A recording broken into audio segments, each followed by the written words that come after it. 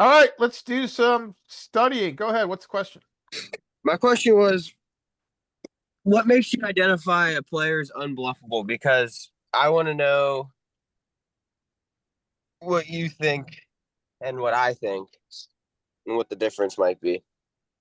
Oh, um, well, I made a mistake thinking the player was bluffable, but they weren't bluffable. Like the um the flop came king king four Huh? rainbow, and I bet into it, and he called, and so I figured, well, he's probably got a king. So then, for some stupid reason, I kept betting. Well, did the texture change at all on the turn? um, well, Like, it did the put up bear, did a another flush draw heart come in? came, another heart came, Okay. I mean, and it's then not I a terrible bet, turn. and then a third heart came, completing the hearts, and then I bet again, and he called. And he had a king. Or did he have a four? Yeah, I had a king. Yeah, yeah. But But my like, my question was more of like what makes so that's when you identify somebody's unbluffable. Like how big did you bet though on the river? oh, I overpotted it. I bet like 150% of pot. Is that significant in the game? Was that a significant size? Um, The absolute size? yeah, it's more than a buy-in. Okay, so it is a big size then. Then yeah, he's unbluffable. I Yeah, was just because that's a situation where I definitely identify them as unbluffable whenever the flush comes in and they're just call, call, call. Was it a weak king? um, it was like king seven or something stupid like that. They're pretty weak. Were you pre-flop aggressor? Yeah, Oh my god, he's unbluffable.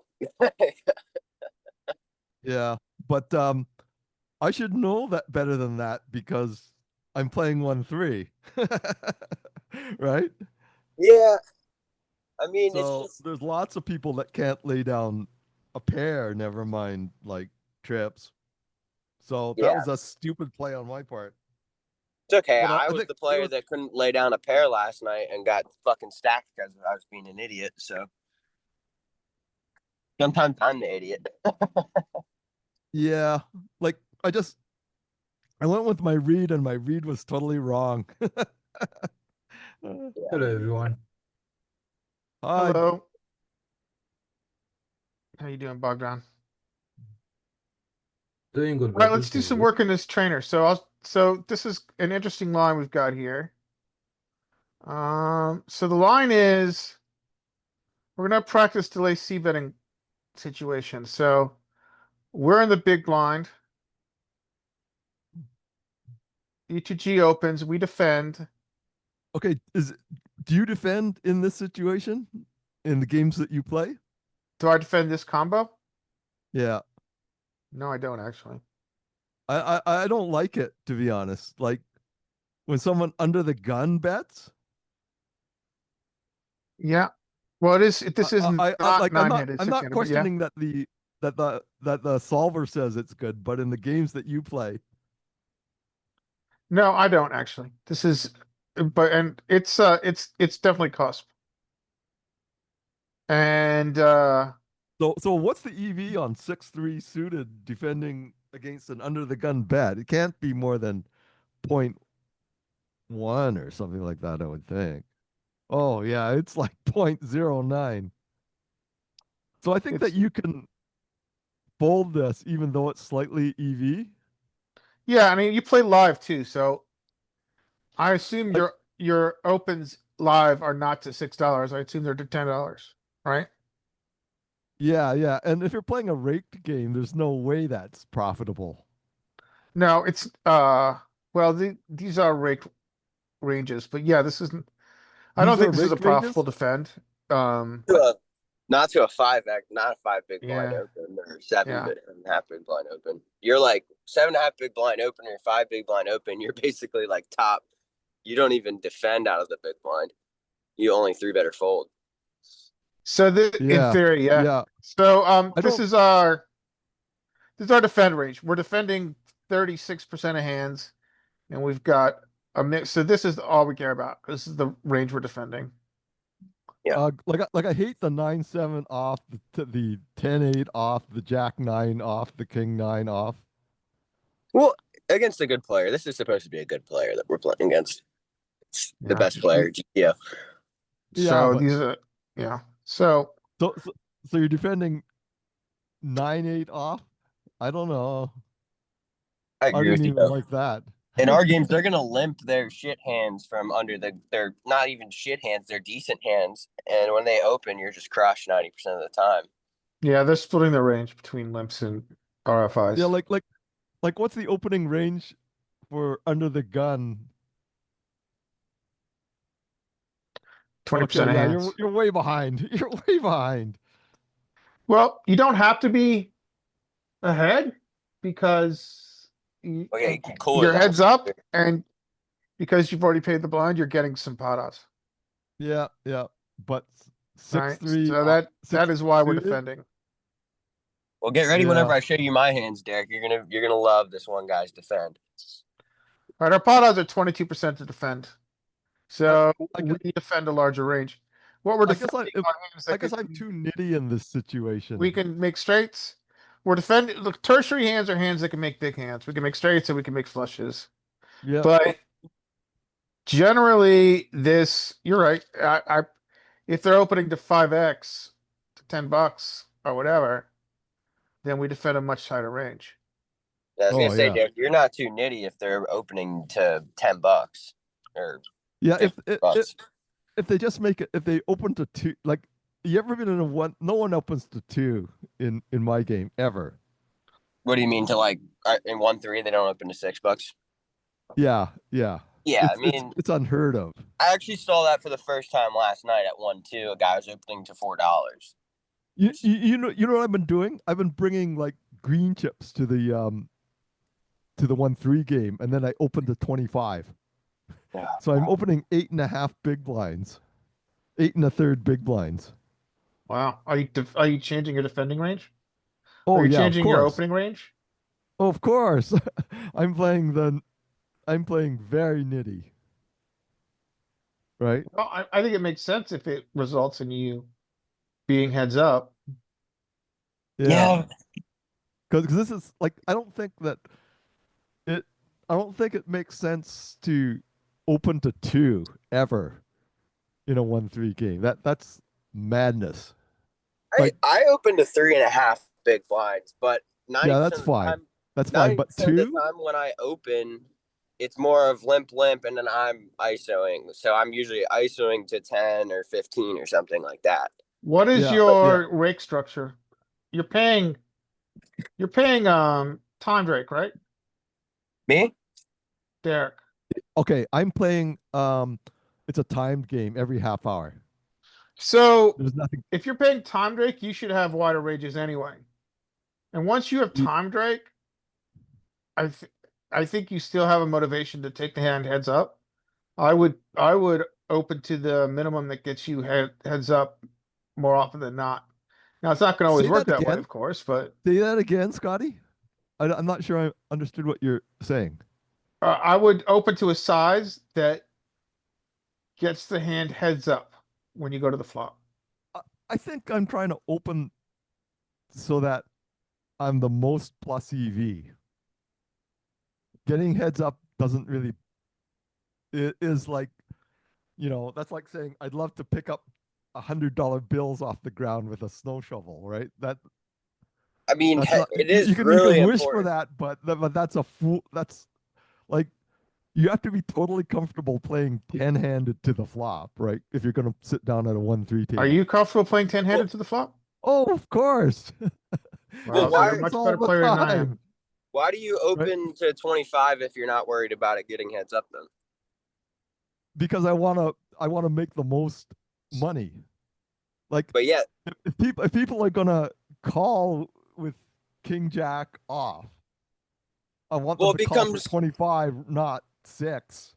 Well, it would become extremely unprofitable if people are going to call you nine, and you're going to go 9 ways when you're opening to 25, because you're just going to get as good as your hand is when there's 9 There's people in the pot. 250 in the pot then, right? Yeah, and if they're calling you with a bunch of bullshit, which obviously over time. So it makes it so your hourly is going to go through the roof if you win the pot.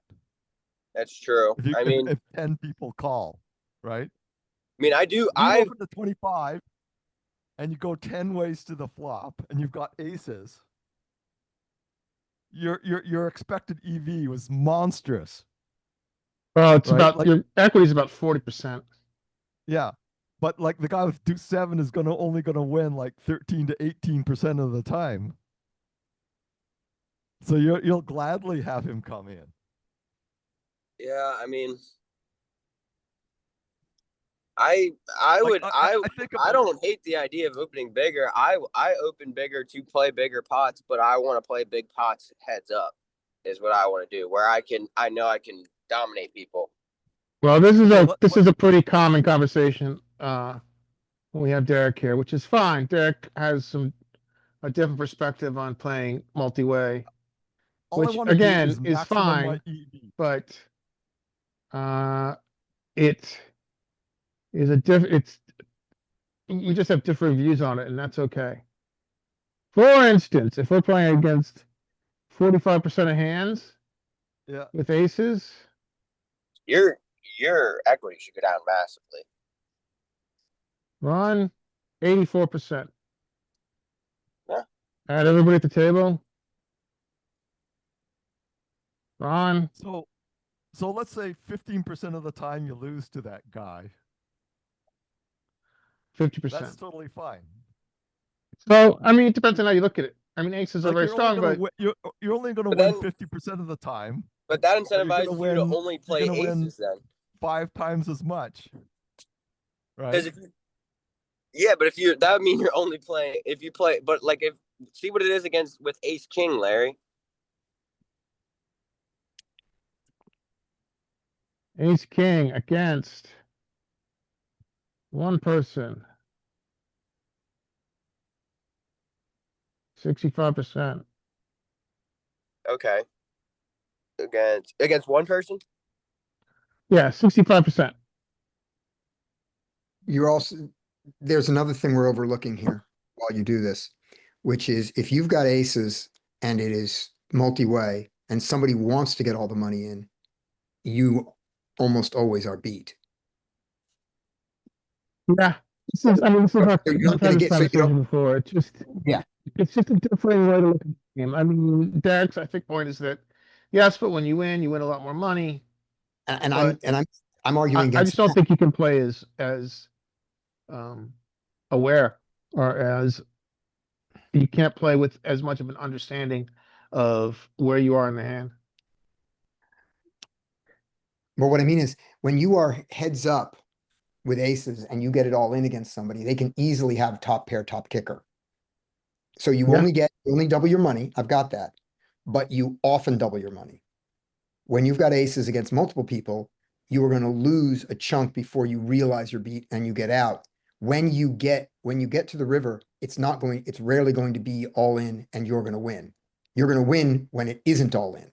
So you're not going to get 5 times as much money. That's the thing. That's a good point. You know, it goes, if the pot ends up 30 big blinds, you've got a very good chance to win your aces, and they've all put in 2 or 3 big blinds beforehand. But if it's 100 big blinds and you're heads up, you're coming away with 200 big blinds a lot, and you're not coming away with 300 a lot. With 3 people and 400, you're coming away either broke or folded. I mean, the hand you want multi-way is an implied odds hand. It's not big pairs. I think it's important to understand the quality of a hand and how it performs multi-way versus heads up. Big pairs, you want heads up. Implied odd hands, okay, we can take a multi-way. Like king, queen suited or jack 10 suited. So anyway, let's do some work in the trainer. So the trainer drill is delayed, actually check flop is the way to put it. So flop, we're defending big blind. We check on flop, under the gun checks, we get a turn. What do we do? We got 6, are you here for the duration, Scotty? I'm here, at 2.5 hours, if we're still here, or just under that, I have to go do another call. And for a minute, I have to go downstairs and let my partner into the apartment because I stole the keys, but basically I'm here. Okay, cool.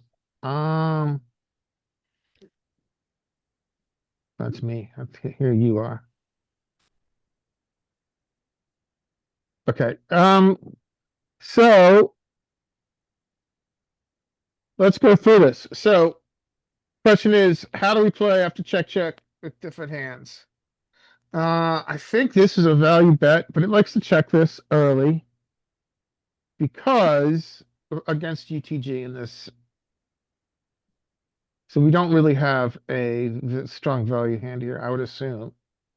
He overbets, which is interesting. We're gonna call. We're not folding this. Yep, no raising. That's not the greatest card. Lots of folding. Yeah, let's see how he polarizes. Yeah, how bad does he make it? Oh, Or he's supposed to check. Oh yeah, he's supposed to bet a lot of king on the flop though.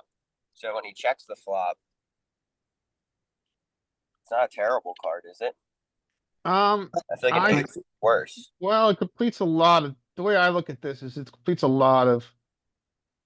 Completes ace 10, completes 10-9, completes spades.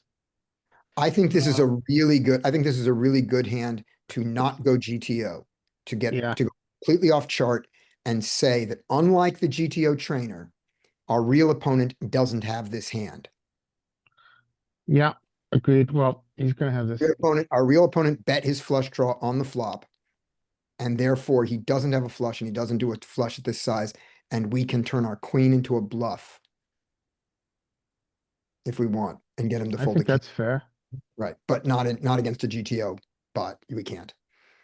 Yeah, I mean, I'm gonna protect my nutted draws sometimes, right?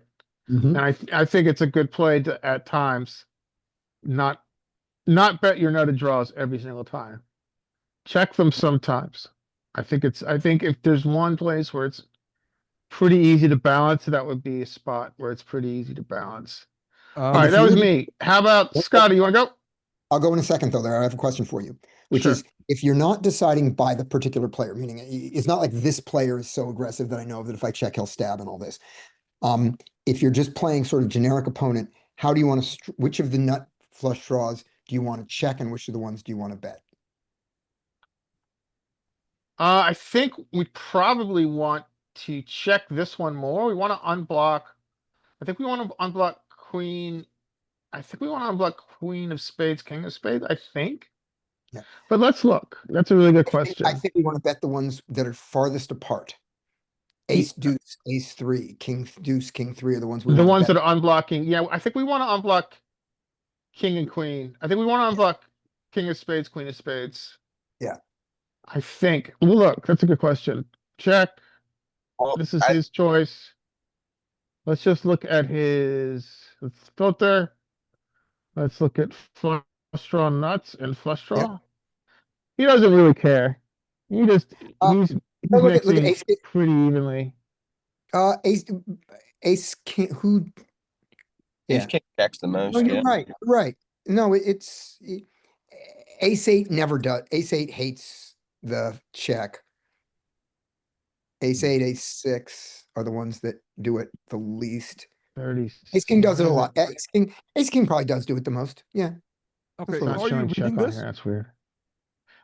Okay, so like, this is like checking 37%. It's betting, yeah, maybe you're right. Maybe, I mean, it's ace, if there's anyone that I guess would check back from the logic we're talking about, it's ace king. And it is checking at 37%, and then let's compare it to like, yeah, it probably checks ace king more. I mean, It's look at not ace king extreme, compared to- but look at it ace does king check ace king more. versus ace 6. So Ace 6 is checking 14%. Yeah, so it's checking more than twice as much. Yeah. Still So not yeah, the majority. so I think your logic holds that ace, king. And, so ace, king, yeah, is in there. Can't have So, ace so if jack. we I wanted also- to make this implementable, we would check back ace, king, ace, queen, ace ten, and we would bet all the others, and we'd probably get pretty close to the right frequencies. Yeah, I think that's a good way to look at it. I think that's a good way to look at it. In my game, couldn't I just bet all of them? Sure. Sure, Of course. you can always bet all of them. You don't have to protect your check. You don't have to protect your check back range. Because I don't If they think I take- really have to protect a range. I Nope. don't really have to balance. Nope, you know don't. what I mean? So, Yeah. So I think it's a blunder in my game to balance. Yeah, they overfold. Yeah, you're not gonna lose money by balancing. You're gonna lose the opportunity to make money by balancing. Yep. Yeah, that's what I mean. Absolutely. Yeah. That's a very good way to put So I it. can just go ahead and bet like Absolutely. ace king, ace queen. I'll bet all I your think this is a nice balance because it's also kind of a trap. Hmm? It's a bit of a trap too. The 33% of the time you get there, it doesn't look like you have a nutted hand. I think I usually bet these 100% of the time.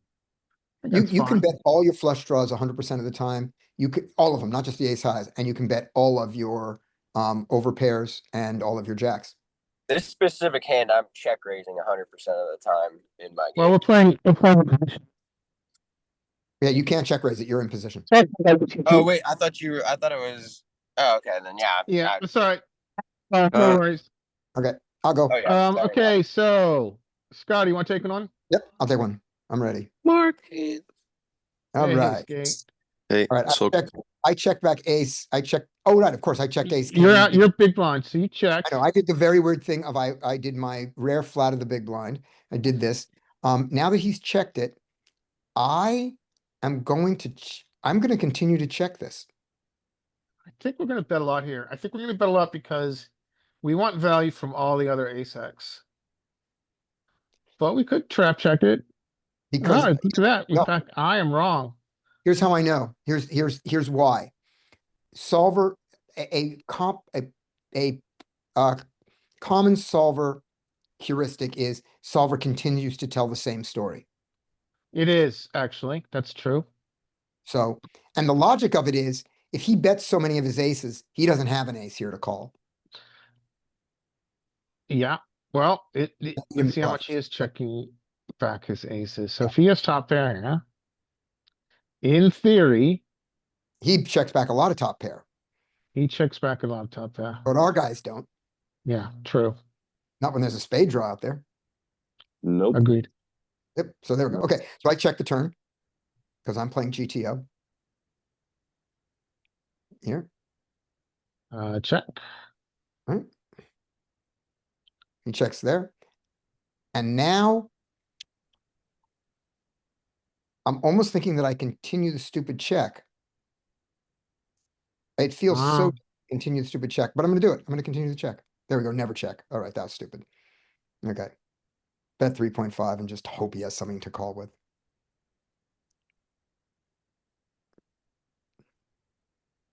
Yeah, he did. And I beat him. Anyways. That was fun.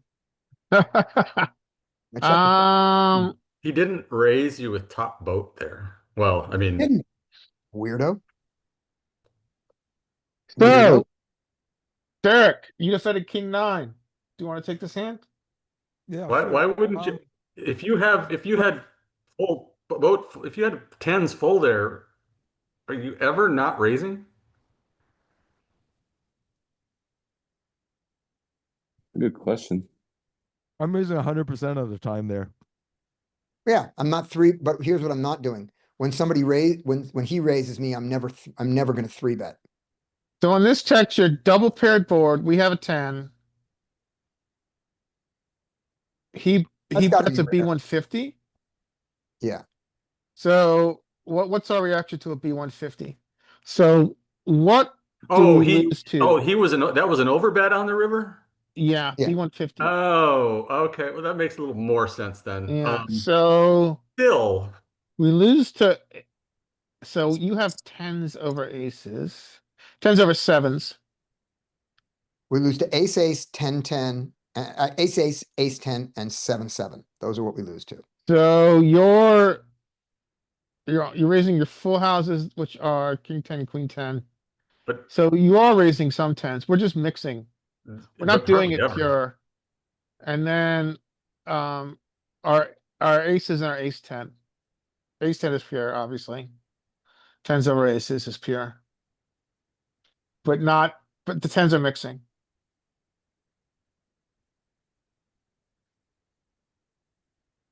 I still don't get why we're not raising more often. Um, Because because we're afraid he's checked aces the whole way? I Or think the- it's probably because he doesn't have much that can call you. So if you raise, this is this hand, right? Yeah. he has to call you with a 7. He has to call your raise with a 7. So I think it's that he just doesn't have anything. It's not profitable enough because when he takes the overbet and Yeah. we're Go- here, and then we are going to take our raise size, which is all in, doesn't really want to do anything but go, well, raises all in and raise 16, but we'll take Okay. we'll do it, take a click. What if we take the click? If we take the click, he calls us with tens and he doesn't call us with much else. So essentially he calls us with it's- tens, it looks like, and then Yeah. we chop. Can you just change the bet size to B78 and see, then do we Sure. always raise a 10 or never? Still? Yeah, then they're always. Okay, I got it. Because the range that he's betting, over betting. It's the Is- overbet that does it, I Yeah. think, right? Okay. Yeah. Yeah. And then at the time, I saw the bet and 7 was still relatively small in a absolute sense. Yeah. The overbet is so polarized that it doesn't have, that it has almost no calls in its Yeah. response range. Yeah, the way to put it. All right, Derek, you want to take this hand? Yep, yep. All right, check. Yeah, I check. I thought you were gonna bet I honestly thought you were gonna bet your draw. Oh, very bad. So I Okay, let's think the say- jack is good. It reduces his top pair check back frequency because he has less jacks. And we've got a pretty good draw here. It makes sense that we bet. Let's take the bet line. And in GTO world, we have all of our jacks still because we checked range. True. That is a good point. And also we overbet.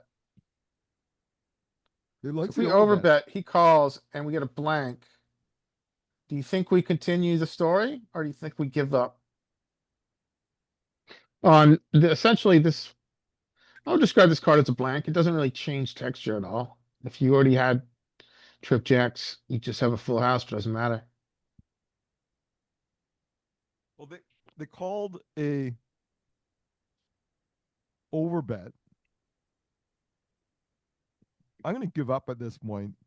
Yeah. I guess the 3 matters because I'm a one and done your guy jack, here. actually 3 matters because jacks over 3s beats 7s over jacks. So it matters because you kind of fitted his 7s. Okay, so give up. Yep. Yeah, we give up. Good call. Um, Okay, hey, like, Mike, you want to take one? Yeah. do you like to Oh. bet? Do you like to bet your flush draws on a paired board? Well, it wasn't paired on the turn. I would have bet there. Would I Like- have continued the story on the 3? Well, maybe more than what I would do. Well, I don't like like. solver continue its story with. We haven't seen, by the way, whether the Okay. solver blows us off of our king. So solver takes the overbet on turn, gets a call, gets this 3, is here, and it has trash hands, and it chooses to overbet again. Oops, overbet again here. What is it using? It's using its blockers to, I assume this is blockers to jack. Cause it's blocking queen, jack, king, jack. So it uses these a lot. As Queen. it's no equity bluffs. And worse kings. King, And deuce, king also, three. yeah, the bottom kings, and it also, I think, my guess would be these have blockers to the king, to the jack as well. So I think it's using, it's continued story, it likes having king, queen, which is blocking jack X combos, and then it's using queens. I think the way I would simplify this is I would continue the story with, I mean, so I took that big bet bluff on turn and continued the story with these blockers. So we don't have access to the blocker quotient, but if we were to go here, it would show us, I think we have a high, Yeah, it's double blocking your jack X. yeah, we have a high blocker removal effect here. So I think I wouldn't find these, but I think maybe these we could simplify and say these make sense because we're blocking jack X. So does that answer your question, Derek? Yeah, but like I guess this is so outside my wheelhouse. Well, Like yeah, I mean, we're like studying. how often do you delay like I almost always bet if I have like I would bet the draw on the flop. Wait a I, minute, well, we're hold on, not you're out of playing. position. Like We're playing out of um position here, right? right. You would donk out that, you would just donk out the flush draw on the flop out of position as the pre-flop caller. On a board like this, yeah. Okay, Look at this Well, board, that's right? fine. Jack That's 7-3. This is the perfect board to donk out. okay, This is the I wouldn't. donk. What? I wouldn't, I feel like I'm gonna I wouldn't. slightly disagree. Is it better to donk when the board pairs? That's even worse. You're not donking, You're betting out. probing, You're betting out you're when the probing. board pairs. You're betting your flush draw when the board pairs. Things have gotten horribly worse for you. No, And they you're- have, because this board pair requires him to have checked a jack back on a flush draw board. Not a very common thing in my game. Mhm. People like to bet their jacks. Jacks are vulnerable, right? Because a Right. jack is vulnerable, let's say let's just give him for fun, 10 jack suited. So On this- in theory, he is, go ahead, Scotty. I was gonna say, GTO is doing it for a different reason than I'm doing it. I think that people have bet most of their jacks, but I have checked all my jacks. So I have more, can represent the jack on the turn better. Plus, his check back range in most cases is crippled because people like to see bet. People are more linear than solver. So that's what I'm. Okay. Yeah. I like When that. you explain it that way, it makes sense. Yeah. Yeah, it makes more sense when you explain it. Thanks. So in theory, he is mostly betting his jack X, and he's betting it, by the way, for a big size on this texture. Yeah. But he does protect his checking range, and he does it in a rather linear fashion. Yeah. Checking queen jack the most and betting ace jack. Right. most. So look how heavily we block a jack when we have a king and a queen, because those are the ones that he. Yeah, so that's why it's drawing its. I Yeah. mean, you can understand why it's pulling its. Yeah. Why it is pulling its bluffs here. This is. But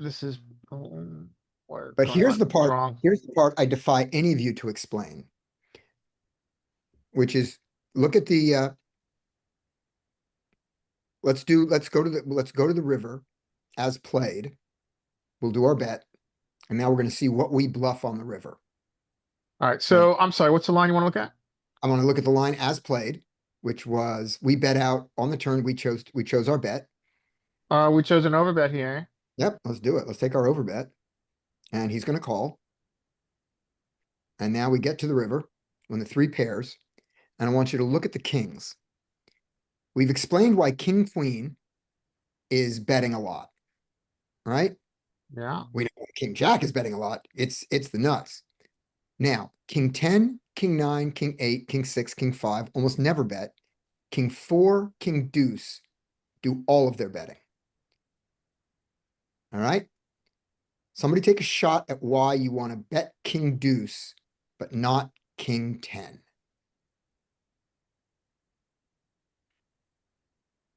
I think you want him to have like 10-9. And do you want him to have 10-9? Maybe, I think you want him to Oh, have that's good. like, Okay, we want him to have 10-9 and 9-8. I got it. Beautiful. You want him 10-9 and 9-8. yeah, cause those are gutters. So we wanna have 10-9, 9-8. Right, because those could call. Those could call us. Okay, Yeah. good. Now why, but what about king 6 and king 5? Is it because we want him to Same have reason. 5-4 and 6-5? Okay. Like 4-6-5. 4, 5, 5, 6. Yeah. 5, Yeah. 4, 5. Well, Okay, does he? gotcha. I, Now this isn't a UTG open. right, so let's see what he has of those. He doesn't have that range. He doesn't Look, have the, but he has them. He has them. Okay, so then, we but really the- wanna block the Jack X, but yeah, I mean. Yeah, this is more advanced level. Let's talk about blocking gutters that call or overbet, okay. which makes sense, right? I mean, this is, And king 5 blocks both 5-4 and 6-5, but king 4 only blocks one of them. So that's why king 4, king 3, and king deuce do it. Who said that? Who gets a point for saying that? oh, do I get it? I think I get it. I don't know. Was it you or was it Mike? Who gets a point? That said what? That we're block that we are that those block his gut shots that continue that are Larry said he caught the 9, 10, and 8, All right. 9. All right. Larry gets a point. Alright, okay, I like points. Okay. Derek, that was your hand, right? Yep. Okay. Mike, you wanna take one? Sure. The word What do you hit have? What do you continue have? before he goes though. Let's see. Let's watch us get bluffed off this at least. What Okay, what sure. did Under the Gun have? We're gonna find out. He checks behind with I was just about to say pocket eights. all right. This is, okay. What, have the S end one time, good luck. All right, so we called, it goes check, check, flop. Then we get the 9. Okay. I like an overbet here. I like a big bet. I think you get overbets. Big bet. Yeah. Beef 124. Yeah, this is All choose right. adventure. It's in there, it's definitely, it's our second most popular It option. makes sense because of some of the, patterns that we've seen when it goes check, check. Look at that. Did he just fold ace king? Does he fold ace king pure here? Just folded ace king, that fucker. How much does he fold top pair to an overbet? I mean, probably if you looked at range versus range, we have a massive nut advantage on this turn.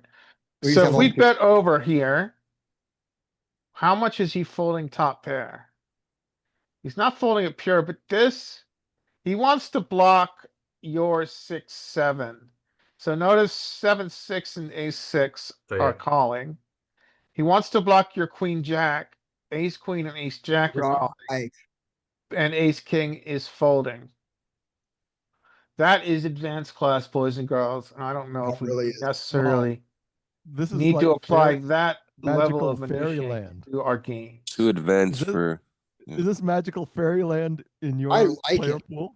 Well, No, I mean, you can, so the solver is working on incredibly thin edges and so we're seeing why the solver's doing it. It in many ways is frankly mental masturbation, but it is interesting to see. Because How much and it makes applies- sense because of the patterns that we've seen when it goes check check like this on a board that they are going to be c betting at a decent frequency, and we get a turn that's good for us. It's often a big overbet by the out of position probe. And Yeah, that's where I here hope- in this exact case, we happen to have like almost like the second best hand we can possibly have. We would do it with a lot of other stuff too, and they're folding ace king to those bets too. Yeah. Right. Yeah. Notice the Notice P75, almost which is, that, notice that we don't fold the ace king, they don't to a fold. regular 76, we don't fold it at all. So we are just so if we look at this here.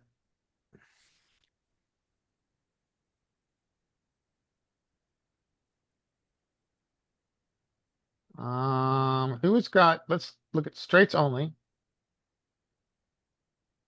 We are straight to the nut advantage and we are just killing. We have all, they have queen jack, they don't open, we defend pure. But they don't, and they have some 7-6, but we just have, in theory, we just have. It's 7% of our range versus Yeah. 4. Look at the We've nut got advantage. 27 combos of straights and they have just 2. Yeah, and see the whole nut advantage at the top of the graph? Yeah, and then, well, this is just, okay, there we Well, go. yeah, so like the yellow line, yeah, from the very top about to a quarter of the way back down is all yellow. Yeah, It's and all, that's out of position. all big blind. So we can argue this is an equity shifting card. Now, the question I would now have is. Yeah, we're gonna bet, yeah, we're betting across our entire range. I think we have a lot of bluffs here. Do we have a lot of bluffs? We don't really have a lot of bluffs. We have bluffs that Check. are gutters. I think I can find gutter bluffs here, like queen jack. King jack is an awesome bluff, yeah. Jack 6. That's a bluff. Yeah, all your Jack X. I think maybe I'm finding the king jack here. But I'm not finding many others. It doesn't like You're the not king jack as much not because finding it's Jack deuce blocking and Jack folds, 3. but You're not finding Jack deuce, Jack 3 and Jack 4 pure? Oh my God. I know I'm such a loser. I know. Well, actually, I have been quite a loser recently. Would you give Big Blind the bet size he does all the time in real game life, which is 50%? And do we call all our aces? Well, let's see how much he uses. Well, before we go, I think that's a valuable path. Let's just see how much he uses it. He uses it some. He It's uses in it that. some, but our opponents use it a lot. So we are not folding any top pairs to that size. Yeah. Yeah.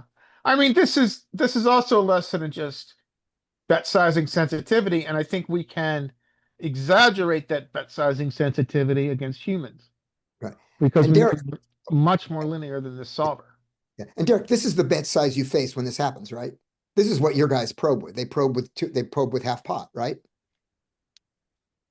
When it goes check, check on the flop and they want to bet this and they bet this 9 on the turn, they bet half pot. Is that's a question, Ye- right? Yeah, but I don't really I don't really find people fold ace king. Right, Top but I mean, pair, what I'm top saying is, kicker, but people, right? but they shouldn't to this size. So not that you're in the hand. I'm not saying that you would have checked back in position.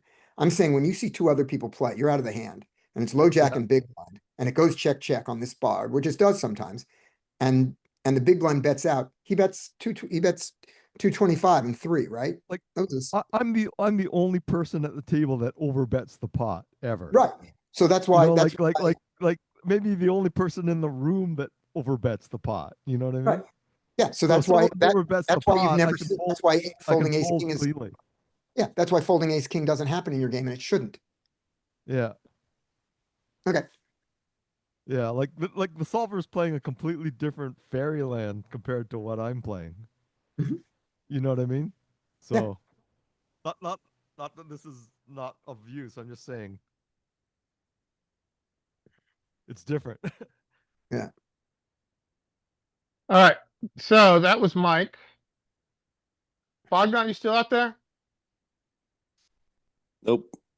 He left. I miss him already. I miss Bogdan. We have Brian and Skate still. Okay. Brian, you at home yet? Yep, I'm at home. Why don't we do this? So Brian has some hands. Why don't we mix it up a little bit here? If you guys want. And Brian has some hands from last night. So why don't I got a hand.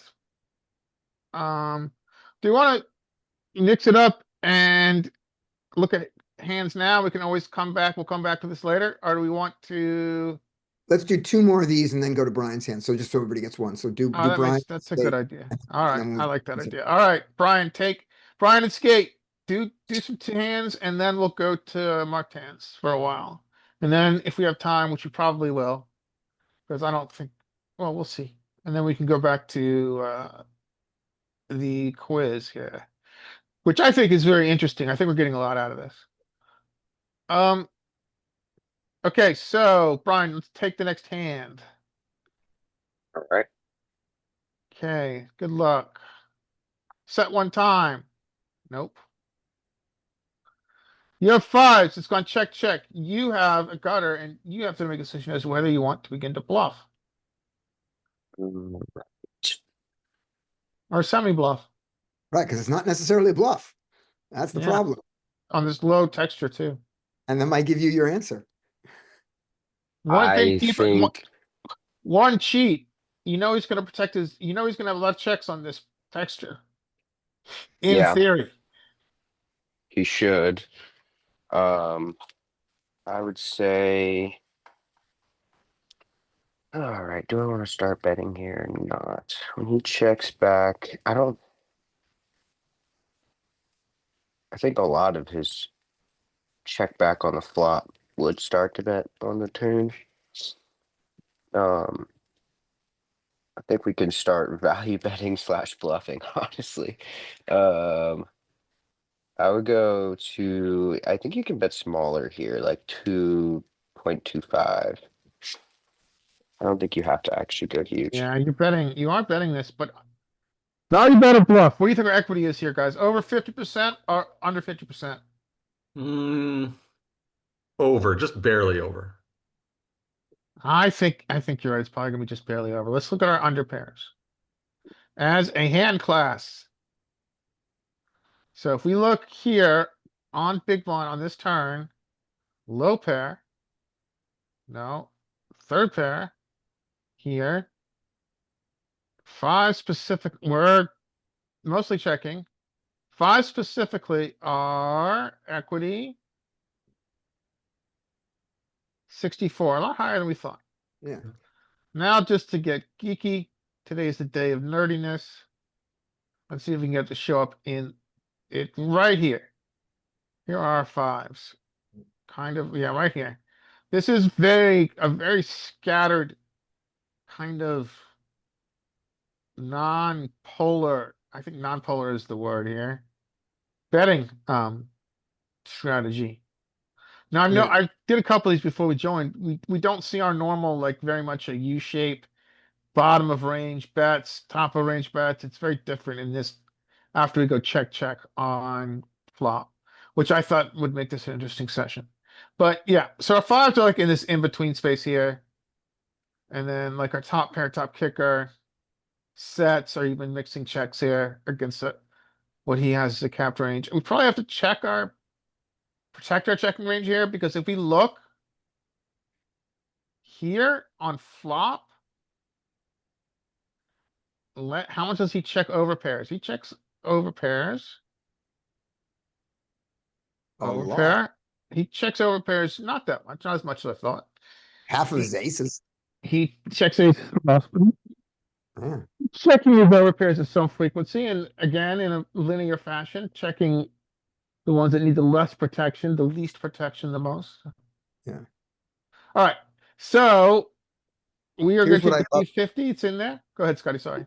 Here's what I love about the B1.5 that it chooses, which is he has a bunch of hands that are going to fold if you breathe on it, and all of those hands have way more equity against you than they should. Hands like Jack 7 and Queen 10, which have no draw, and even Jack, all those shitty hands still have Remember, he's in two. a UCG, so he's got like he does have shitty hands, Yeah, but he's got a tighter range in theory. right. Okay, so we're gonna take this P50. But a hand like 10-8 that doesn't have a draw anymore has a ton of equity. I'm sorry, Yeah. Jack 10 was a 10-8 still was a draw. A hand like Jack 10 had way more equity than Jack 10 should and was going to fold. Yeah, I see your point. He overfolds, given a bet. Yeah. Yeah, I think that's valid. Yep. All right, so here you are. The 7 is pretty good. Oops. I should have turned off the timer. Sorry. You need to block bet, dude. So let's block bet.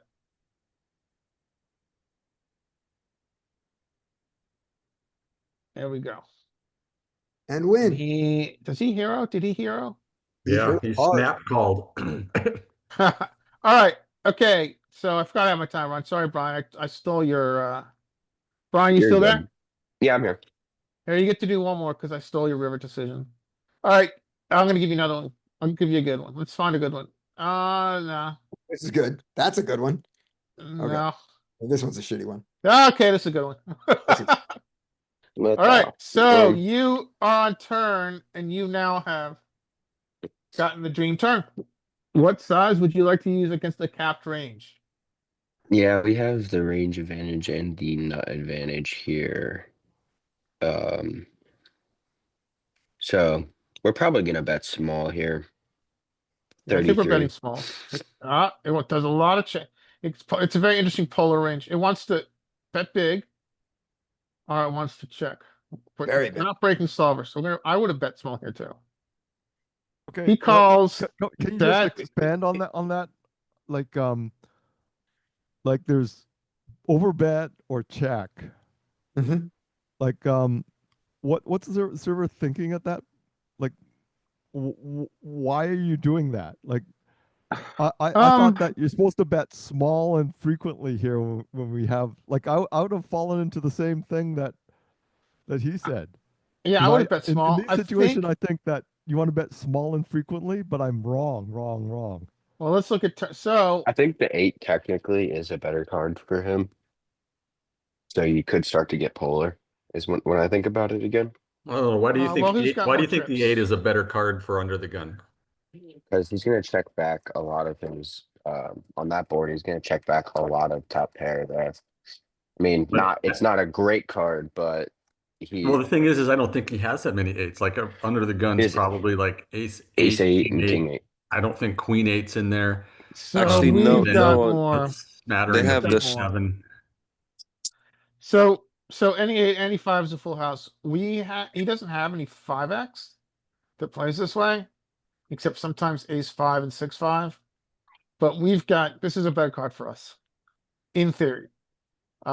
We've got, we have all we've those got a fives? shit ton more boats at this point. We're defending all these 8s that he has, but we're also defending all these 5s, which he does not have.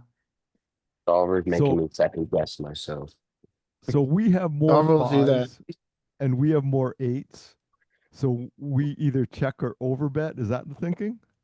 Well, I think I'm Like- guessing here, but I think the polarized strategy comes from seeing this, right?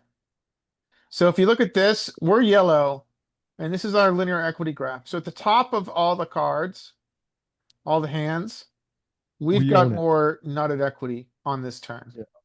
Right. So because we have more nutted equity, I think that allows us to bet big. Because this is such like 8s and 5s is not like One under would the look gun at it does as not have this. as many 8s and 5s. Yeah, we've got more 8s and 5s. Maybe one way to look at this is overall equity. He has got greater equity, but we have got a shit ton of nutted equity, right? So Which you can so see this here is- in the linear equity graph represented. But let's look at this. So if we let's look how this linear equity graph changes between here. We don't really have, no one has a nut advantage here. And he's got a massive range advantage across the entire. But then Yeah. when this 8 comes, all of a sudden we got nutted equity. Let's compare that to if, so when we have more nutted equity, we either overbet for value or we check to trap. Is that the idea? Kind of. Let me say it in English a different way. I'm going to say the same thing Larry said, but just in a different phrase, which is our hands, we either have the best hand by far. We have all the best hands and we have all the nothing. So when you have the best or nothing, that describes a polarized range. yeah, it's like, So- yeah, nuts or nothing. Yeah, that's a good way to put it. We have a polar range. And so Yeah. you can, if it So would we're gonna bet a follow polar. that with a polar range, we'd take a polar betting strategy. Hmm. We're not betting a lot, by the way. But So- when we, So I think and my again, thinking- this speaks to a polar range. When we have a polar range and we're taking a polar choice, we're checking mostly, but when we do bet, we're betting big. Which is the opposite of when we have a range advantage, when we often are betting small across our entire range. I thought we'd use a small size here because he's capped, but I'm wrong. We use a big bet. Okay, so I think that maybe my thinking is wrong here, because I thought that when the 8 comes, we think this is a much better card for us, so we bet frequently and small. But Well, yeah, I mean, but it's not, it's the difference between, you're right, and that's what I thought too. But it's the difference between nut advantage and range advantage, right? okay, so we have So nut we have advantage our allows nut- us to take polar sizing, but range advantage allows us to take small sizing frequently. And there are okay, cases where we This bet. is it's a- not so when we're not advantaged, we can bet big. We can bet overbet. That's when we choose to Yes. Oftentimes, yes. overbet. There are cases, they're not common, where you bet often and large. You can bet, there are places where you bet range and large, but they're not common. And there are places where your nut advantage allows you to bet more often, but at your first approximation, your nut advantage tells you your size and your range advantage tells you your frequency. That's a first. That's the a first, like, fundamental, simple heuristic, yes. Yeah, But it often is true, but as you know in Solver, it often isn't true. solver do what solver does. Solver does solver things, yes. Yeah. So, Okay, Um, so Well, why is isn't there, this so that none advantage explains why we would bet big. Why is there so much checking and very little medium bets? Because so, he has us beat so often. yeah, so We're nut usually- advantage, that's very common. We have a nut advantage and the two things go together. Nut advantage, we bet big, low freak, and we check a lot. And also, it's just, yeah, I mean, okay? Can we look at it this way, Like as in like on the like flop? there's we- 72% Hold on, checking. Derek, for a second. Let Brian was giving you an answer. Hold on. Okay, go Derek. ahead. Go ahead. It's a question, kind of an answer, but I noticed like what through the master class with JL. So a lot of the time here, he would describe the situation as us having a slight, like the big blind having a slight range advantage here, technically. But a lot of the time, nobody really has. We kind of have a nut advantage, but so does he, because all of the overpairs are still the kind of the nuts here. So when we are going to go to the turn in that situation, we would be betting big because they still kind of have the nut advantage. I don't know.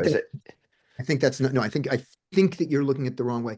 That it is impossible for both of us to have the nut advantage or both of us to have the range advantage. Only one of us can have that advantage.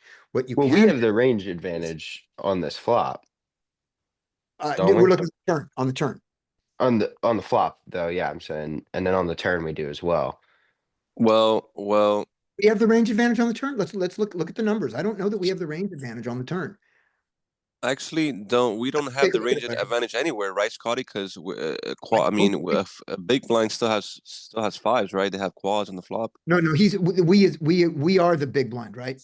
When you're talking the Brian, the we you had was the big blind, Big right? blind. Right. Big blind. So So let's see. he's got a rate, let's not forget here that, yeah, he's got the range advantage. Yeah, I mean, just look at that number. Where's the overall equity That's right of here. under the gun? Yeah, so Yeah, he's got a little He's bit got the more. range advantage. He's got the range advantage by far, 60-40. So when he's got the range advantage by far, we cannot bet often. Because we're just going to be running into, our medium strength hands are going to be running into his medium strength hands too much because we both check them. And he has them more often than we do, and they're better than ours, and we lose. So we're going to lose all the time on this board if we just sort of take all our medium strength hands and bet them small because he has us beat too often. But when we are at the top of our range and he's at the top of his range, we crush him. So when we bet, we can bet big. Now, because we can bet big, we also have bluffs. Right, you're talking about turn, right? Here. Yeah, we are the big blind in my sentence. Yeah. So that's what leads you to the infrequent large. We bet our best hands are super good. So we bet all our super good hands. His best hands are all good. They're all just over pairs. Our best hands are all full houses. Okay, so then yeah, so then we have the nut advantage, he has the range advantage generally. So Exactly. then when this card comes, we're just gonna have I was looking at it wrong because the way he describes it in the master class is he's gonna have more equity on this board, but out of position, he looks at it like you have a very weak advantage here. So like the way JL describes it is, okay, so this board is really good for us because we're gonna have all the nuts. Technically, you still have more equity in the hand, but he doesn't look at that as like a big advantage unless it's over like 50 something percent advantage. Right. But it is. It's 60-40. He's got it still is. That's a huge right. That is a Yeah. huge advantage. 60-40. Okay, yeah.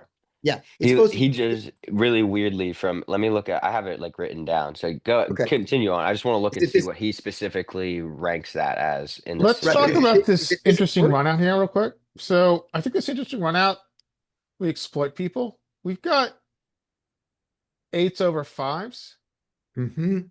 and that beats their 5s over aces. Yes.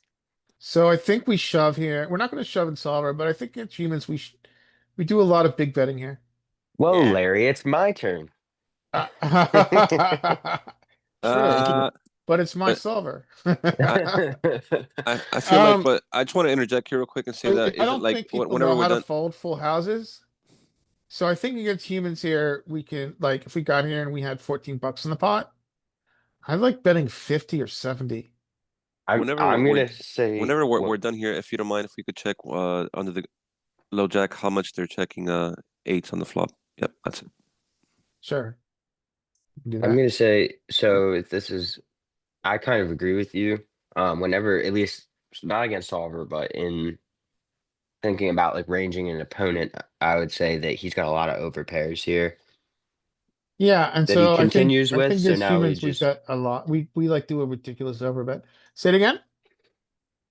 That's pretty much, I would say, go with a big over bet because get their non-believing over pairs to call with their Yeah, full true. houses. Alright, so but it is that we your beat. turn. What size would you like to use here? They don't really have my option. I would say I go closer to all in because I would go with like 30, but no, Yeah. 0. Yeah, we're not using it against the solver, but I think against humans, we just use a ridiculous big size. Skate, did you He get your has. He is going to. He is going to Hanking. fold his ace jack. Alright, so we wanna know, you wanna know how much is UTG, right? Yep.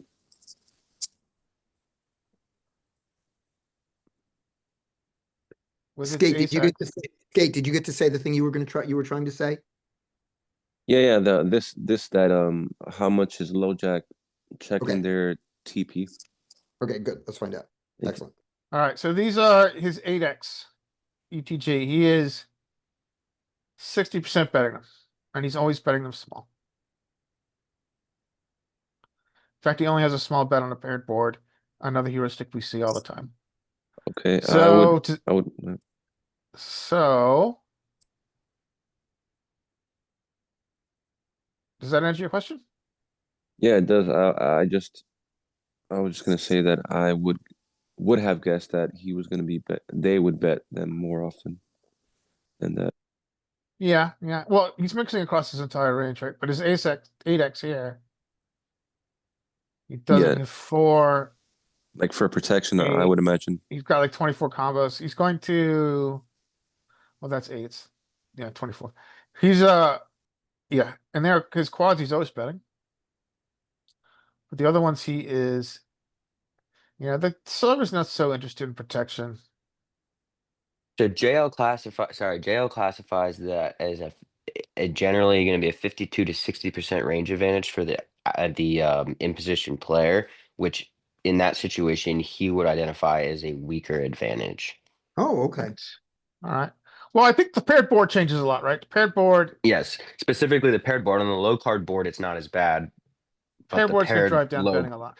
the paired low card board is 52 to 60, but I think he basically is that's a pretty much a weaker advantage there for But it's still an advantage. Like you're not wrong, Scotty, obviously, but he kind of the way he describes it is And weird is it comparatively. and is it weak because it's only 60-40, or it's weak because that at the top he has the other player has such a nut advantage, so our range advantage is not as valuable? Or does he mean it's not particularly large? I think it's the I, second one. I think it's the second thing as well of you have the range advantage, but we have so many more nuts in our range. But yeah, I but the other think, guy has, well, our sizing is driven down, I think essentially because we don't have a trips Which- advantage. They do. They have a significant, they have whatever that is, five times as many trips as we do. They got 16 combos of trips. We have 3 combos of trips. And it makes Yeah. up a shit ton more of our range. It's not a big part of our range, but nut advantage clearly appears to be with big blind on it on this board. All right, skate. Skate, it's you. It's me. Are you ready? Let's give Skate a good hand. Wait, let me get a Skate, drink this of is an water. interesting hand. It's gonna check. What would you like to do here? Here, the BDFD. Here I'm actually gonna check. Well, wait, before you hit it. 10 seconds. Here's your timer. Yeah, I'm gonna check. Checking is I the love right to check. decision. I was going to check as well. Ooh. Question I would have is how much are we checking second pair? I think it's a shit ton. I think we're checking all the second pair. Here, not, we don't do anything pure, but I think we check second pair here a lot. Straights, we check even. Sets, we check even. 2 pair. Is it under pair? No, it's top pair. Second pair. Second pair. There it is. Thanks. Yeah, we check a second pair. Sure, here. We'll argue this is pure. We'll say always. It's just not good enough on this texture. Okay, so we check. And because we know he checks back he checks back a fair amount of aces. He He checks back. intelligently checks back some aces, yes. Even on the turn. Well, that's for you to Oh, no. decide now because yeah. you've got 20 seconds to decide if you're gonna value bet. Yes. Let's go for thin. Let's go. You got 3.5. Yay, I like it. I would like to bet here Oh, too, but we don't ah. get to bet here. I would say your bet is good against humans and his tens are gonna pay you. Yay. Okay. Alright, Fuck the solver. Skate one more money. fuck the solver. So fuck the solver. Let's go to marked hands and then we'll come back to this later if we have time. Does that make a good plan? Yeah. Alright, Brian, show us the hell you got into last night. Yeah, you could describe it that way. Just a quick warning. There's a couple hands. Don't make fun of me too much on one of them. We're here to ridicule you. That's why you come to these study sessions, right?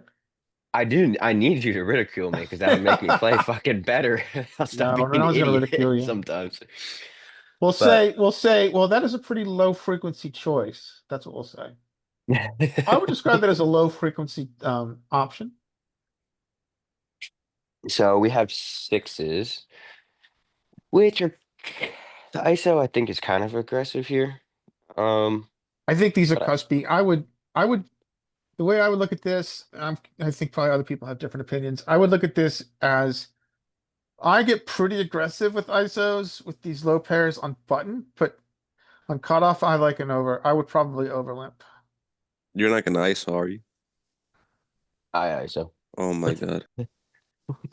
Oh my god. I'm always ISOing.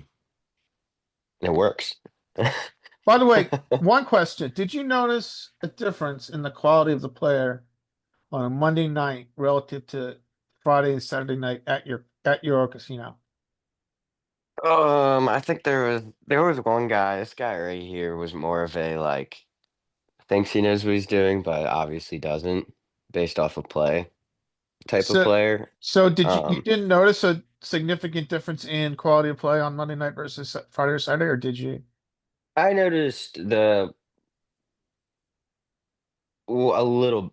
That just that this guy was still not good, but slightly better than the other players. I would say like he was more of a tight pre-flop. He played pretty tight and aggressive, and generally everyone else is very loose and splashy. So I would say either he just has those tendencies to be super nitty, or he's just a decent player that's not terrible. All right. Well, So well, keep an eye on that as we go forward. I'm curious because I am not clear that the place I've been going to is looser and more profitable on Friday and Saturday as opposed to weekdays. And I'm curious what other people are seeing in their clubs. I've made the most money on weeknights more than on Yeah. like Friday Yeah. and Saturday. I would say that I made more money those days, but obviously this night did not correlate because I lost more money than usual. So we flop a set on this board. This is interesting. So, Yeah. quick quiz. What percentage of the time, roughly, are you going to boat up? What do we got? I mean, I have 2 outs to sixes, three. 15%. Plus whatever the Oh no. turn card is. You can go run a runner for a boat. 2, 3, 3, 9, And also 11 let's times include quadding 4. up. So you have an additional 6 here. About 30? what is it? Probably about 30% ish. 40, I in think that it's area. 40%. I think Close. you're gonna boat up 40% of the time here. Well, that's only assuming we get all the way True. to the river. In this That's true. situation with 6-8, we have 24% around that 25%. But if we think we're gonna fully realize then we can add in the turn card and it would be then closer to 40. And also the point is that this Oh, is it's one of going the in, Larry. hidden value of a set. The set's a strong hand, but the set's is the strong hand that can improve to the Uber nuts. So Yeah. So he was more aggressive. I had seen him put a lot of money in on big draws as well. So that's a little bit of info, I guess, yeah. for this player. So I'm just gonna bet here because I could use some protection from a club, and I have a good hand that's generally gonna be good a lot of the time. And if he has the ace of clubs and doesn't and just wants to keep seeing cards, I want to build the pot now. Yeah.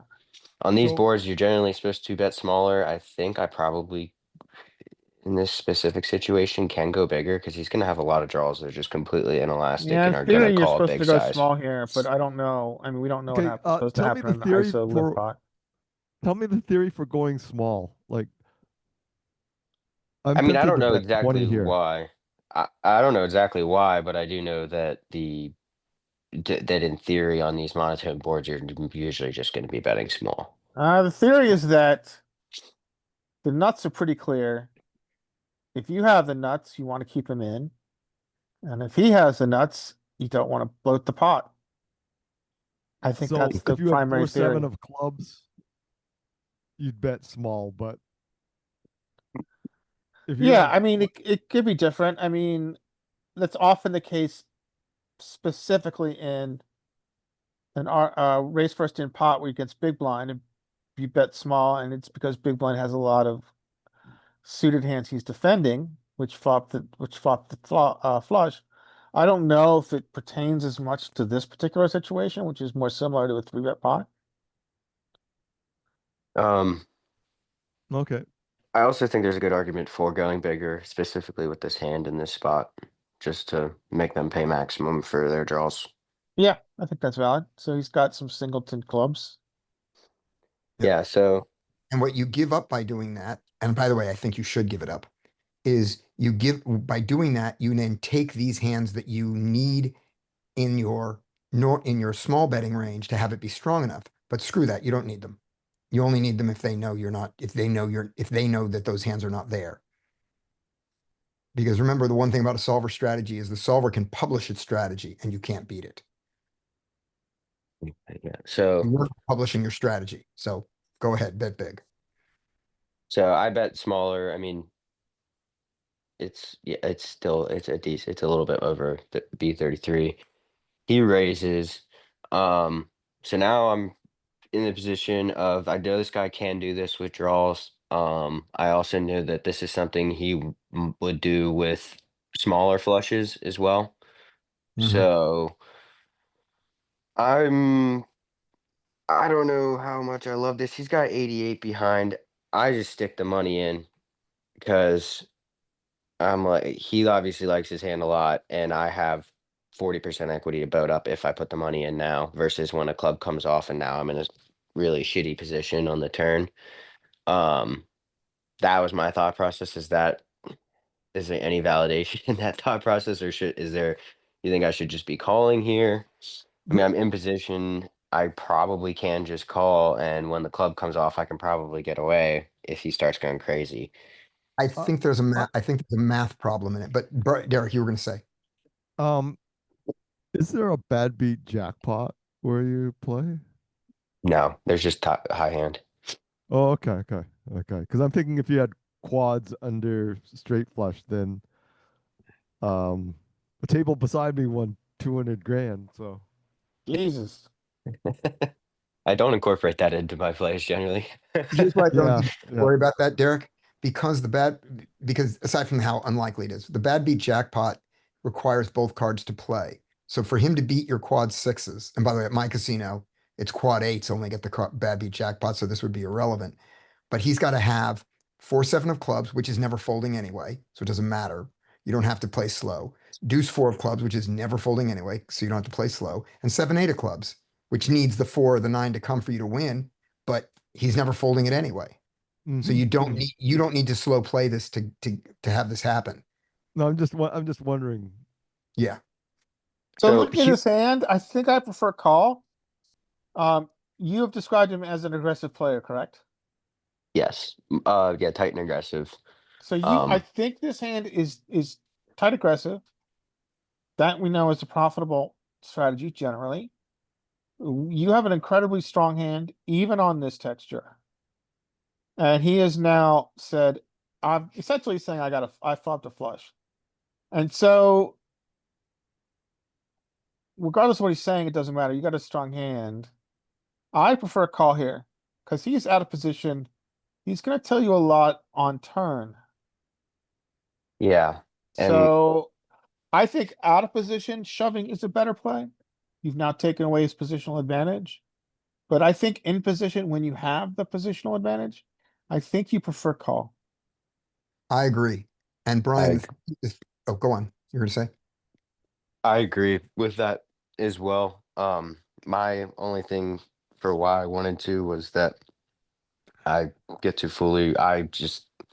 It was a stupid play that was okay. Well, I get to see all the turn and the river if I put the money in now You know what I versus prefer? I prefer a shove with jacks, jack of clubs, queen of clubs, kings, queen of clubs. But I think this hand is too strong. okay. But yeah, Here's go here, ahead, Scotty. here's what I think is the flaw in your thinking, which is so you're saying if I put all the money in now, when I have 2 cards to come to boat up, I, you know, then I fully realize my equity. But if a club comes on the turn, I can't do that. Right? That's what you're saying. Yeah, I mean, yeah, Right? If if the board doesn't pair on the turn, but a club does come, I might have to, I might have to fold. And then I don't get to realize my equity. yes, Yes, that's your point. But you have paid all of the money anyway. So if I were to tell you that you have a choice, you are going to be forced to put all your money in to realize your equity. And you were not talking about him folding. It doesn't matter to you whether you don't get a discount by putting the money in now when you have 2 cards to come. Your discount comes from by not putting all the money in now. And when the club comes and he jams and it is correct for you to fold if you decide it is, you saving that extra money. When you put all the money in now, a club can still come on the turn. And you've yeah, already put in all the money. So you aren't protecting yourself from the club coming on the turn. What you are doing is you're charging him if he's got a singleton club because he will pay you now if he well, pays you. that's That's part of it, and it was that I want him to pay the maximum, and I think that I have some sort of fold equity here because if he does have weak clubs, he is not gonna love this jam. And there I might be a don't know. I chance. think your hand's too strong, man. Yeah. I could see So, your argument, but I just think your hand just, I think it's just too strong. right. So do you, so let's assume that he has a singleton club. And I don't care what the club is, because we're gonna see what his action is. If he has a singleton club, and this is what I was faced with my stupid tens hand that I misplayed and I hate everything about it, but I think I actually made the right amount of money, you know. I think we have to revisit my hand, but here's what I'm saying. If he has a singleton club here and he's gonna fold to your jam, do you want him to fold that? Do you, or, Technically not. No. right? You don't want to give him a free, you don't want to, if you call, he gets to see it for free, so that's bad. If he's gonna bluff it again, that's good. So click back maybe? I'm thinking about the options here. So maybe it is right, which is you don't want him to fold it when you jam. You want him to call your jam with a singleton club, but you want him to pay for it. And if you just call, he gets to see it for free, and that's bad. So so what I was saying is wrong. I think my argument against your jam is wrong. Um, Yeah, I would say I agree. That's what made it hard is I actually did consider clicking it back instead of jamming. Um, but I thought that that was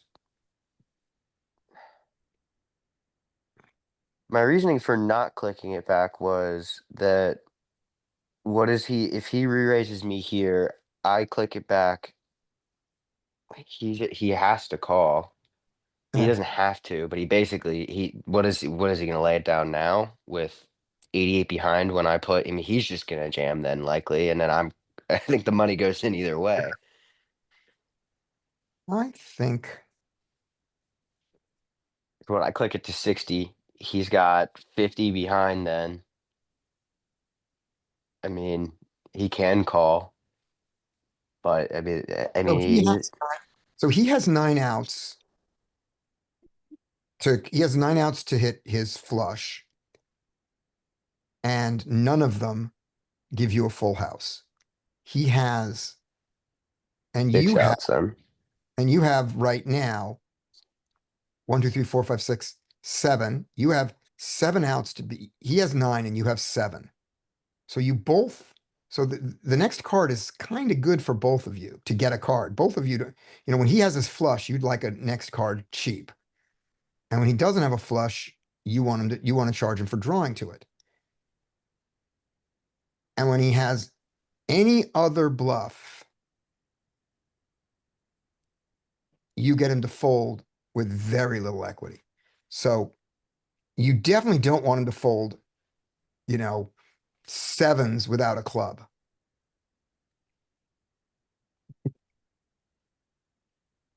You're pretty close, Scotty. Yeah, you don't want to fold eights with that. Right, exactly. So, okay. But is he going to? If you jam? I don't know. If he has eights without a club, I think he does fold. Okay. Sevens without a club, he folds. I mean, All right. sevens, very specifically, you have a straight draw, which could already be dead, a gutter, and and if you have a club, you have backdoor. So, or you have All right. clubs, and then you have gut shot straight, and you have an over pair. I don't think you fold. Um, but then that's assuming that if I was in that situation, I would be pretty. I would love it because how do I know any of my outs are good? My straight outs could be dead. My flush outs could be dead, and my Yeah. set outs could be dead. So I mean, me personally, but them, I don't think that they're going to be thinking that specifically into their outs of, okay, well, yeah, I mean, I have these outs, but are any of them alive? Okay. I've decided that I'm happy with a shove here. I was wrong. I'm also okay with a call. They do different I things to parts of his range. But if he has the ace of clubs, I mean, the ace of clubs, king of clubs, and 4 of clubs are all the same to you. I mean, actually, the 4 of clubs is the most dangerous club for him to have against your hand. Yeah. The 4 of clubs is a nightmare. Uh, If I he was has, in between. You don't want- I'm I can okay with see call. I think call is. I feel like call is not ideal.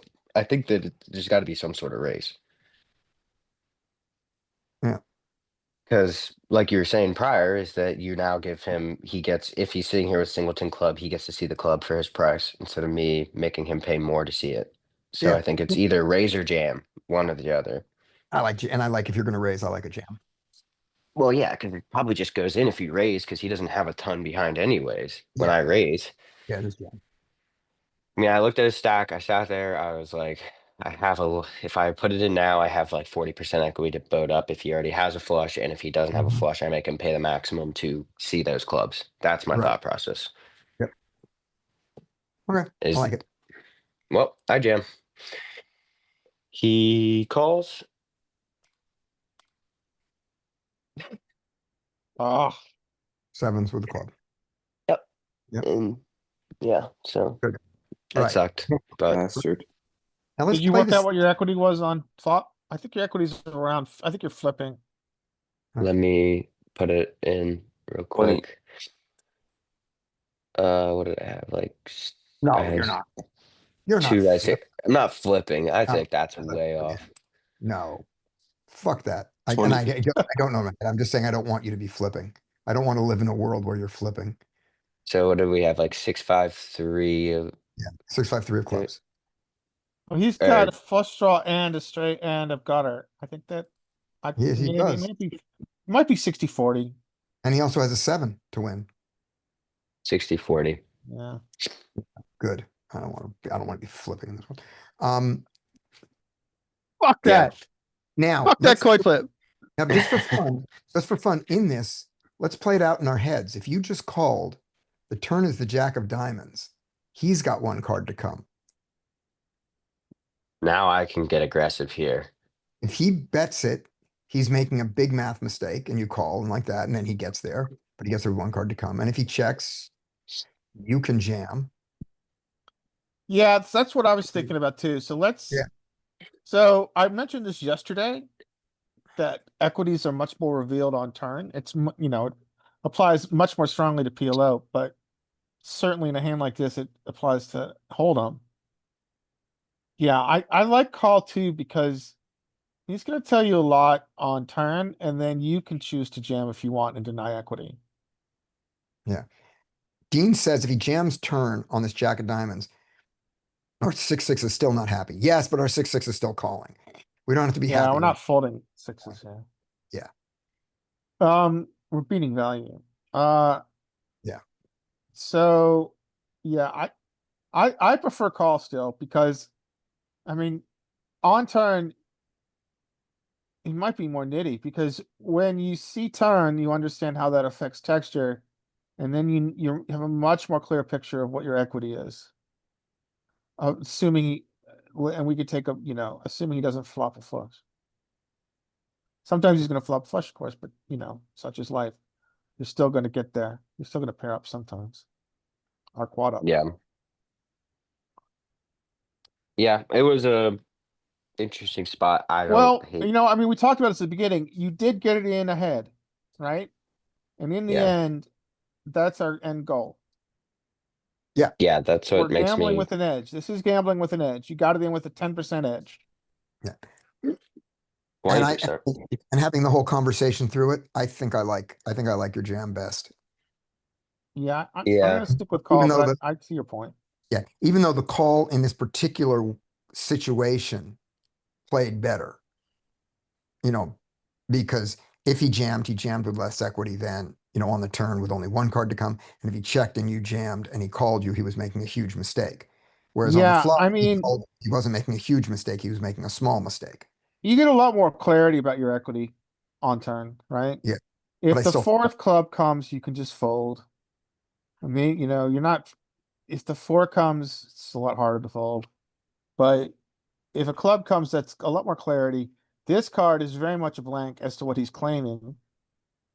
So that allows you to understand, have clarity of your equity and make the choice to jam now and deny equity. And then he's got to fold. I like call. I'm gonna stick with call on this one. Okay. You got another one for Alright. us? Yeah, this one I played like shit, so. Okay, The so far. ISO. Yeah. Yep. So your ISO size is oversized. I don't mean it's wrong. I just mean it's oversized for theory, and I think it's a fine oversize. Because if it gets called here, that tells you a lot. Yeah, About- I think it's, I think we want bigger ISO sizes live. yeah, your standard ISO size there is 5.5, and I'm perfectly happy with your 7.5. So he checks to me. I bet, what did I bet? Somewhat small, I think. Right. Um, he raises, and now, Is it the same player, by the way? no, different No. player. Okay. This is the guy that plays, he plays slots on his phone. Wow, sports betting and playing poker. Yeah, I see people like that all the time. So this is, I have seen I- him do this with draws prior. Was okay, the that's other important. But other this, look at thing. this board texture though. It's hard to see where the draws are coming from, except like 7-5. Yes, so that's what I was thinking as I'm sitting here. I'm like, I'm already not loving this spot, and I'm pissed off. I just got stacked with my sixes, and have seen him do this with draws. So I am like, okay, call one time, see what he does on the turn, because I'd seen him do this with draws on the flop, check raise the flop, and then shut down on the turn. So I think I'll get a good idea of where I'm at on the turn. So I call. And here is my big old mistake. He just jams. And my dumbass is sitting here with top pair with a king thinking, oh, I might be good. But You're up I, against, yeah, you're I, up against pocket fours and 6-4 all the time. yep, I am. And it really pisses me off that I called here because I know that I'm behind and I put the money in because I'm pissed off and I should have stepped away from the table Yeah. in between You here. didn't want, right, you didn't want him to have pocket fours. You didn't want it to be true. Yeah. That's a good way to Yeah. put it. I'm, I've I, been This is, I'm, guilty of that. I'm guilty of this too. I knew every time too that when he does this, he slows down the turn. He's not sticking it in now with his draw. Right. So this is why I'm very pissed off with it is that Mhm. I know now that he's got two pair plus. Yep. And I'm trying to break down what the hell he calls ISO, but what does that fucking matter? It's bad players. They call with random ass shit all the time. So I'm sitting here in my head trying to rationalize how he has two pair because or I mean I was like, okay, he can have, you know, he can have 6-4 suited and sets, but I'm like, does he call the ISO? He will fold to my ISOs often, so should give me even more of a reason, especially with the 10, because the 10 will bring in two pairs for him as well. Because I have seen him raise with top like weak top pairs as well, where he'll check raise the flop with weak top pairs. So now I should also be concerned about him just turning two pair with the 10 as well. Good point. So all around, this was just a terrible call. But I brought it for you guys so you guys could see me being a fish and Well, I paying think off somebody. before we show it, let's class, what's our hand now? Is our hand feeding value or is it a bluff catcher? It's a bluff Bluff catcher. catcher. Alright, let's find our And he's bluffs. not bluffing. There are no bluffs. He's not 5-7. bluffing. We can No just bluff. fold. I would have, I hope, and I may have made, I've made this mistake plenty. I would hope that I would call flop, and then when he shoves turn, Just fold. I would Never classify fold. my hand as a bluff catcher. And then understand, one, do I think this player has any bluffs? And then two, if the players in my pool have any bluffs here. I would come to the conclusion, I hope, that this is an under bluff line, and for that reason, we can overfold. And then I would think about Peter Clark, and I would say, I would make the fold of a lion. Yeah. I mean, this was a situation where But I've caught off here I when I just shouldn't have. didn't I've gotten it. I just didn't want to be I was pissed off and didn't want to be behind and didn't want to believe Yep. myself, even though I knew I was Yeah, behind. Yep. I've all done it. But it is what it is. Gotta win that money back tonight. Right. So with It'll that, probably be there. So with that, because We're I thinking make of it this, that way, though. Sorry, Scotty, go ahead. oh, I was just gonna say, which is, remember what you said on the flop when you called his check raise? You said, I will call his check raise and see what he does on the turn. Right? Yep. Was he gonna check it back? That's what you called for. And then he got it, and then you changed your mind because you didn't want it to be true, Maybe the way to Yeah. look at this is Right. like, before you call flop, say to yourself, okay, I'm calling flop, but if he shoves turn, I'm gonna fold. Like Yes. mentally prepare I yourself think to even fold if he top pair. even if he doesn't shove, I think I should still be folding. I think Like it's that's just what I too. do a lot. Like if I'm like in position, like there's a hand a couple nights ago, I was in position with kings against the blinds. It was a wettish board. I bet flop, they both called. And then I said to myself, I'm betting turn, but if someone check raises big, I'm folding my overpair. Yep. Yeah. Yeah, I mean, so you prepare yourself. So I you agree. say to yourself, I am calling this check raise, but if he shoves turn, big bets turn, I'm gonna make the fold of a lion. And it frustrates me because I do well with that usually. I will put down top pair often with when I get check raised on the flop and then they go big on the turn. I will lay it down often. I just should have taken time away from the table to regroup and come back after getting stacked because I was Yeah, pissed off. that's an important lesson too. Yep. Because now I'm And, pissed off and just like, ah, fuck it. Let's put the money Right. in. and it's Oh. easy for us to find bluffs that make sense. Oh, 7-8 of spades makes sense, and that he could have it, find them because we look for them. They don't. So the other mantra that I say to myself, I try to, and I get it wrong all the time, but I try to say to myself, I'm always bluffing, they're never bluffing. I'm always bluffing, they're and the That's a last good line one. is, and the line is, they don't play like me, because everybody everybody sort of uses their own logic, because that's the one, and we try to study cards all face up to get more accurate models of how they play, and to have a model of them in our head going, I know how they play, and it's not the same as me. Yeah. And the one I suffer from is I don't want it to be true. I want to have the best hand, and I look at it and go, I see a bluff. I go, well, that bluff's there. It's like, they're not bluffing that. Yeah, they just don't. But They I do would. bluff, but They do. they don't bluff all in. They They don't don't bluff. jam on their bluffs generally. Or at least that's my biggest thing that I've noticed is marketing people is that I see them bluff, but they are too scared to put the money in when they And they bluff. don't. They'll Right. leave themselves a little bit left on a Yes. bluff versus when they have it, they just stick it in. Yeah. And the underbluffed line is check raise the flop, jam the turn. That is underbluffed. Yeah. As is check raise the river. That is underbluffed. Yeah. All right. So So how will we beat? Was it 6-4 or pocket fours? 6-4 offsuit, baby. Awesome. Called the ISO. It was. Of course it was. 6-4 offsuit. So I also need to stop thinking in ranges of what reasonable players would play.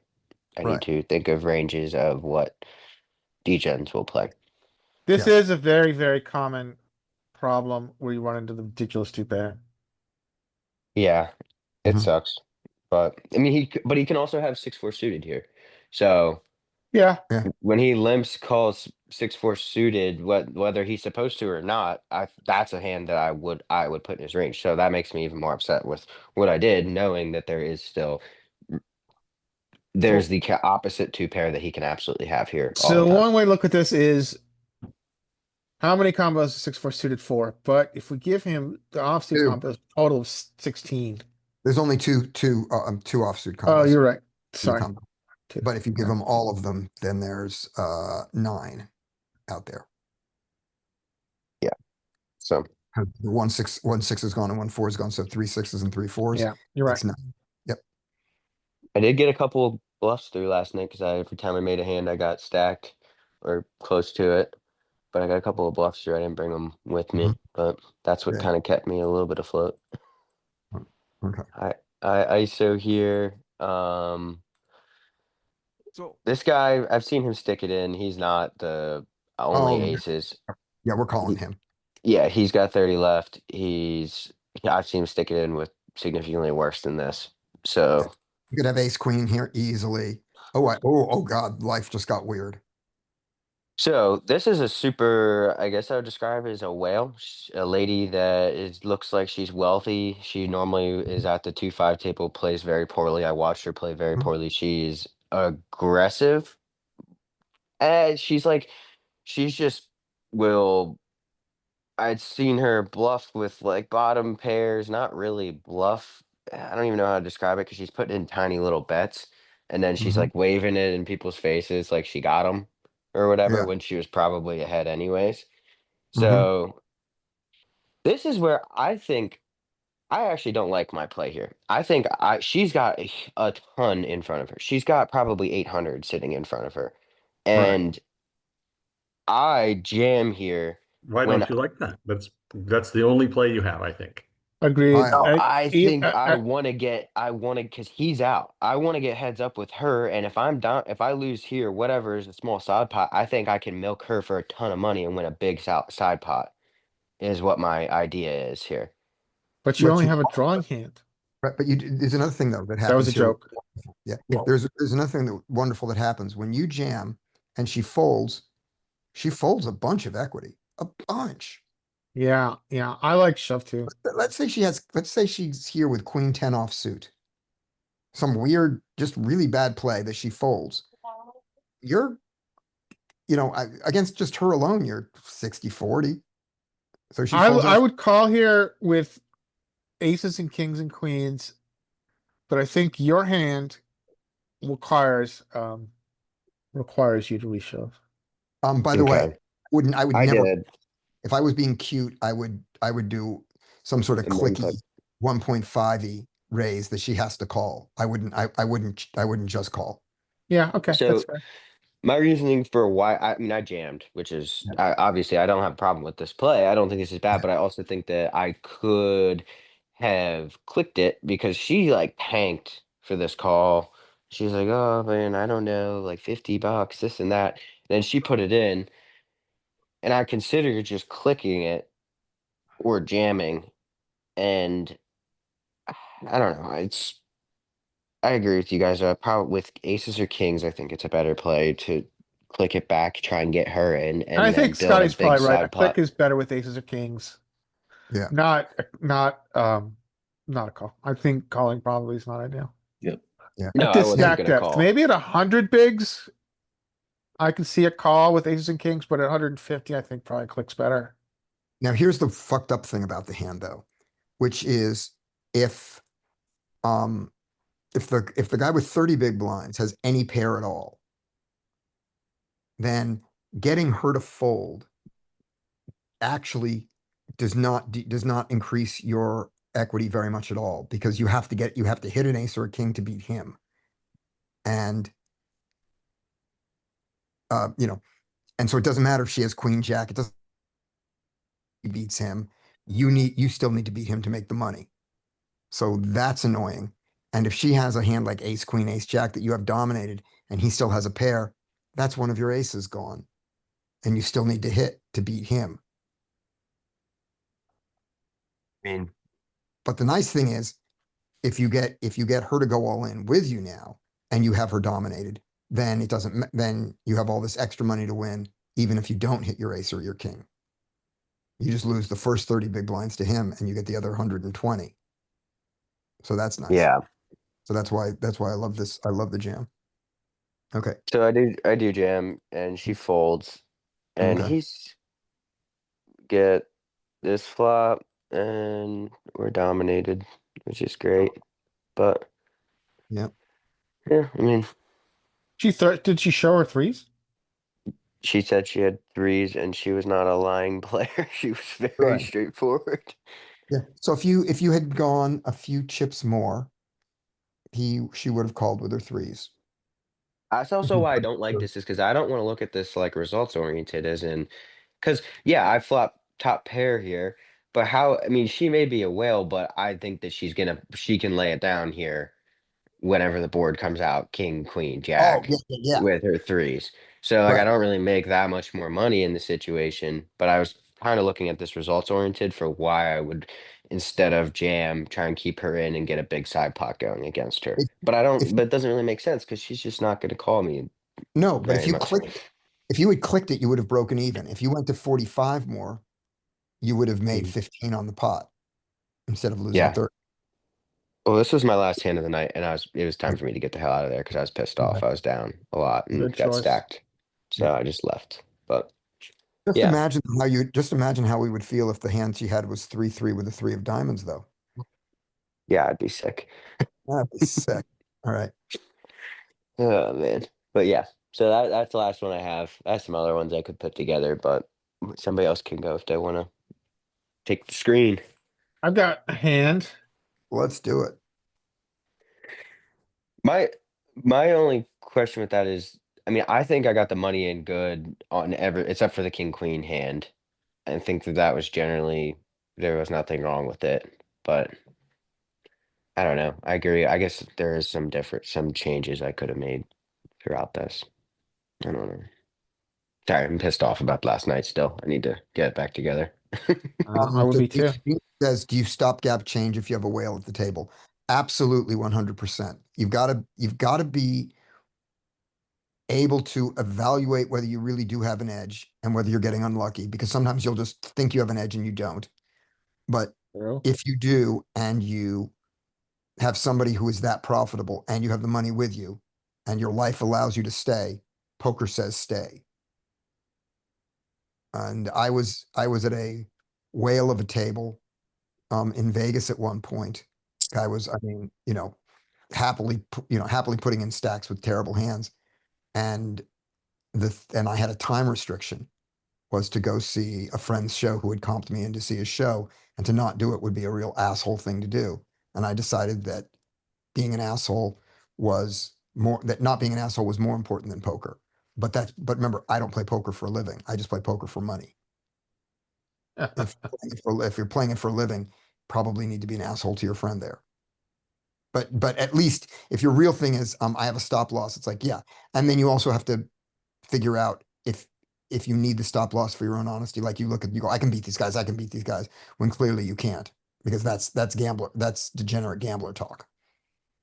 Yeah, I have a stop loss and I'm pretty strict about it because Right. if I hit my stop loss, I'm not in the mood to play poker. I'm not in a good headspace to play There poker you go. anymore.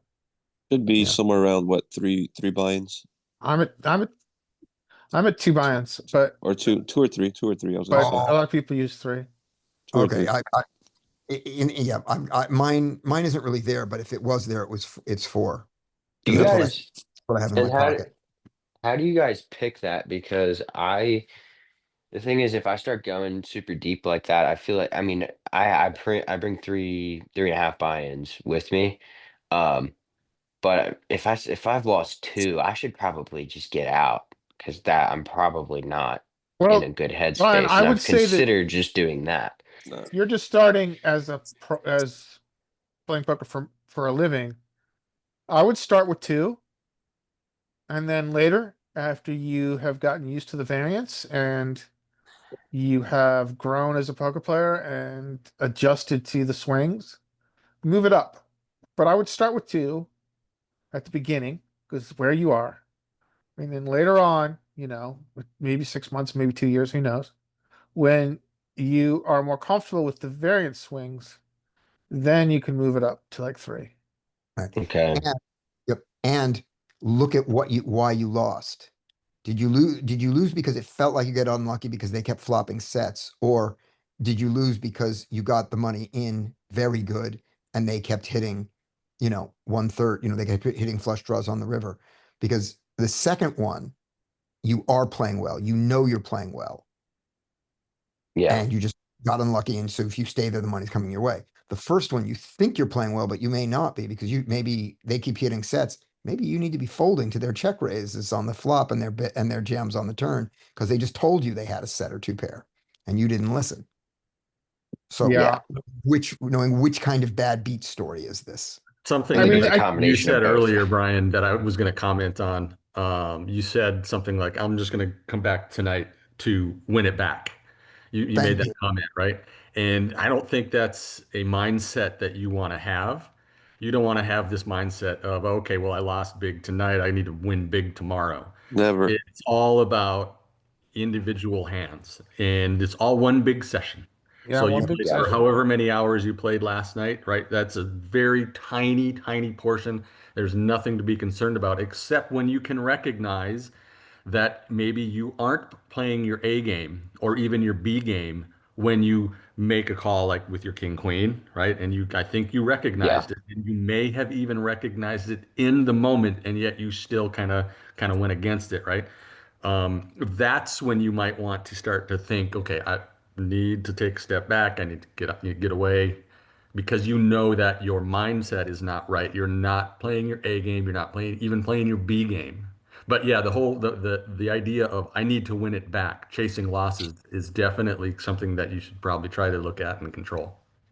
Yeah, you're definitely not wrong. I mean, I say that, but it's a I've taken losses like this before and I didn't go crazy the next time I went in. So I'm generally not crazy. I'm doing well with trying to look at this like a big long session. It does not matter what happens today or tomorrow. It happens. And I'm also looking at it like this. I lost like 2% of my bankroll.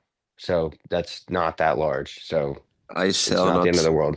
I shall not fall into this degen mindset. Don't do it. I mean, I sense from you. I sense from you such, this anxiousness and, you know, in a sense. So maybe doing things, like away from poker. It's not like life isn't about poker. Like maybe find things like, some meditation, some massages to kind of ease your mind going in, like have a different perspective after and before you go in. Maybe that might help. I think that's a solid point. All Yeah. right, should we look at this hand? All right, so limper. Limper. I am gonna ISO king queen off. Yay. To $15. Maybe I can go bigger against two limpers. I think 15 is fine. We get a call from the Yoshino limper. Small blind folds with heads up. All right. We get an interesting flop. What are you guys doing here? Ah, this is great. Check call. Check call I think is fine. I choose to. Because when you bet and he folds, when you bet and he folds, and it feels so good, and it's so relaxing when you bet and he folds, it feels great. But you were going to win that hand anyway. Yeah, True. I think you can go either way though. I think you can also see bet. I don't think you have to check here, because have he has a range that is going to include a lot of stuff that is still going to call, and if they're passive enough, they're not going to bluff you off this hand, and they're not going to bet too much when they do have an ace. You're going to lose kind of the minimum when you are behind already. But yeah, checking is certainly viable, but I don't want to dismiss c betting here. Yeah, you I can see choose that. to see bet. So I use the old school Jeremiah Williams. We're gonna see bet a lot here. He does have some ace X that he certainly is calling. He calls. We get a innocuous, bricky 8 of spades. What do you want to do? I want to check. I'm checking. I would check as well. He checks back. This is where it gets interesting. Go ahead. I said I like it when he checks back. Okay. Mhm. And then we get I would think, pretty bricky, brings in some straights, right? But Yeah, that's pretty bricky.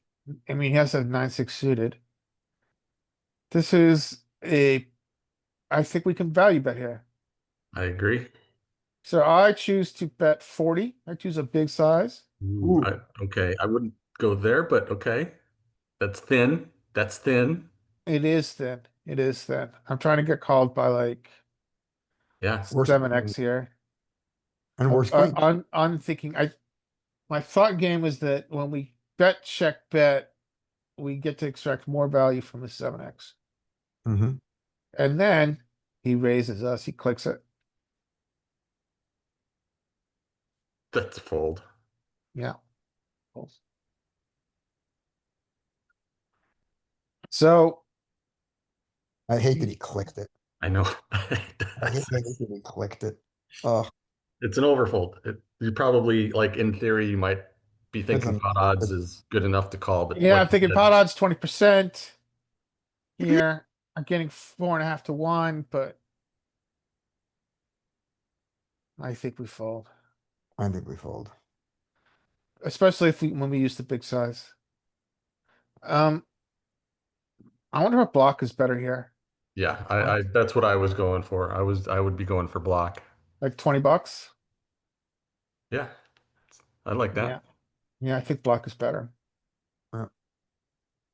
All right, that But was a if you- quick hand. That's all I If got. you block 20 and he clicks the 20, It's a do you- tougher decision, yeah. I which think is maybe why I'm choosing the size, which you don't know is good poker. well, His range is much more clarified when he clicks here. yeah, And I still don't think they're clicking with anything worse. Yeah, I think this is an under bluff spot. All right. I think Um, I think the guy who bluffs clubs there on the river bluffed him on the turn. that is I didn't think about it that way. And you're right. If you have a club draw here, you're going to construct a 2-street bet on a 2-street bluff often. Yeah, when you 2-street semi bluff. yeah, you call the flop, you know, because you have a club draw, then he checks the turn. If you check to realize, you don't turn it into a bluff. And if you bluff the turn. Yeah. I think. Yeah, and they're probably pass enough where they probably do it once on the turn and then just give up, and you Yeah. get to showdown. All right. That's the only hand I had, guys. So That's a hand. it is. We've got time to either A, look at more hands, or B, go back to the trainer. What would you prefer? I got a couple of hands. I'll All show right, you. let's do it. Stop share. Here we go. All right, let's go. I literally have two hands. Oh, you do? Oh, you do? Good. No, That's no, nice. I literally have two hands. I know. That's a nice number of hands to have. Thank you. Oh, you got it. All right, here we go. Did we play this one already? Is this the one we saw? I don't recall this hand. I think I, Looks familiar. okay, it may have been the last one from yesterday. We blast up to 30. Yeah, I think I think that this is, yeah, it was just like, how does it get all in? It gets all in like that with this. Yeah, it was this. It Yep. was this. Yeah, we saw Insanity. that. Yeah, we saw that insanity. Yeah. So it's the next one. All right, here we go. Next. Increase the stopgap. Yes, exactly. If I had lost this hand, which I didn't, we would be, if another diamond came off and it was that, we'd go, we're staying. We are not leaving this table. All right, do I play this hand? I do not. So let's see what they have. Limper going to limp with tens. Wow. Is this a back raise limper or is this a passive? Or is this someone very passive and frightened? Oh my God. This is why I wanted to show this to you. Wow. This has to be that he got disconnected, right? That can't be real. All right. I'm in this hand. Okay. Okay. Their raise. So we all know that 5-6 suited has a lot of raising, right? We know that one. Probably Don't not in the say- small don't say blind though, is it? Shut up, Mike. Shut up. Stop Oh, talking. okay, okay. No one fucking asked you. All right. Sorry. We've all seen the 5-6 suited bluff raise, right? Sure. I want to remind you is the Mike thing. It's in the big blind. It exists a little bit here, not much, but it does not exist in the small blind. It's not an out of position play. This is not a play. This is not a thing. And let me show you how much not a thing this thing isn't. All right, let's go for the GTO Wizard 3-bet range, the $3 range. There we go. Did I already have this up? No, I didn't. I erased it from yesterday. Okay, here we go. So let us be at 6 max. Yeah, we'll do NL50 is fine. Pre-flop only. And the 3x one. All right, here we go. Button 3. Small blind. It's a thing. It's the only one that's a thing, but it really isn't a thing here. So all these that you thought were a thing aren't. Yeah, no. Okay, can you explain why 7-6 is not, but 6-5 suited is? I think the classic explanation is that it coolers the wheel. Because Say that look, again. I didn't because look at, understand. there's two reasons, but look at this. It coolers the wheel. If it's 3, 4, 5 and he has ace deuce, you make all the money in the world. That's one thing, but here's the other thing. Look at these bluffs. I mean, not bluffs. Look at these bottom of range raises that fold to a 3-bet. These are the areas that fold to a 3-bet. So I would like him to have a 7 because that's the bottom of his range. And when I have a 7, Yeah, that's true. so here I am with a 6s, which he doesn't have very much. That's why. That's one of the reasons it would be. It Now, when also he do- look at Scotty when he raises the button, and then you look at the big blind, and you're going to see quite a difference. yeah, big blind has to play. And he plays these that we don't. I actually thought we were going to see more three betting from those suited connectors. It's more of a thing at 2.5 than it is at That's 3. probably why. Yeah, that's probably why I'm thinking it. Yeah, that's the one. That's the one we know. This range looks Oh, quite. because you're This raising range the is 3? really different. I mean, if you've this range and this range are really different. This is the. Um,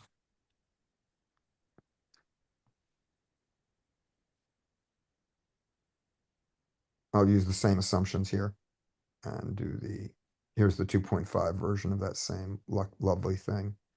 So look at these two next to each other. Look at how different these are. That's the difference of a half a big blind. Not crazy.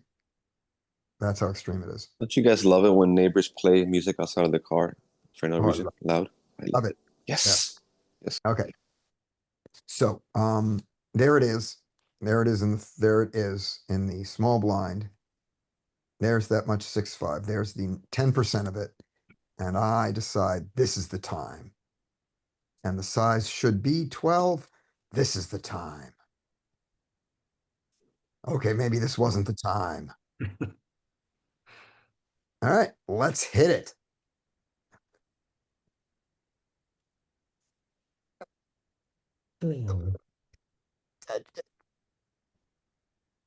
We bet 12.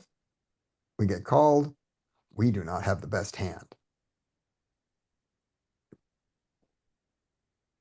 We have a flush draw to go with it. This is good. Shove it A in. pair and a draw. Shove it in. I think we're shoving, don't you? Yeah, shove it in. All right. Anybody know what we're shoving against? Anybody notice Yeah, I what? did. I saw. I saw what it's against. Okay, so we didn't Oh shove. no, I'm just- too I'm small, just- too small. Yeah, but we're still calling it off. With Curious this. what our play should be here. Oh, our play should be hit a Like heart. it could be a shove. Yeah. It could be Alright. it could be a small bet. It could be a check. I'm not sure. Right. I So mean, let's yeah, we ran into it, right? But yeah, we ran into it. Let's results play wise, this out as if the big blind folded. Because then we can actually play the damn hand. yeah. Now that's obviously a big factor because It inflated the pot. it inflated the pot, and it also when you see bet and Yeah, to three people, your range should be considerably stronger. So when the button does call you, it should be, really perceived to be a really strong range. right. And as we can see, he's never going to have this hand that he's going to beat us with different hands.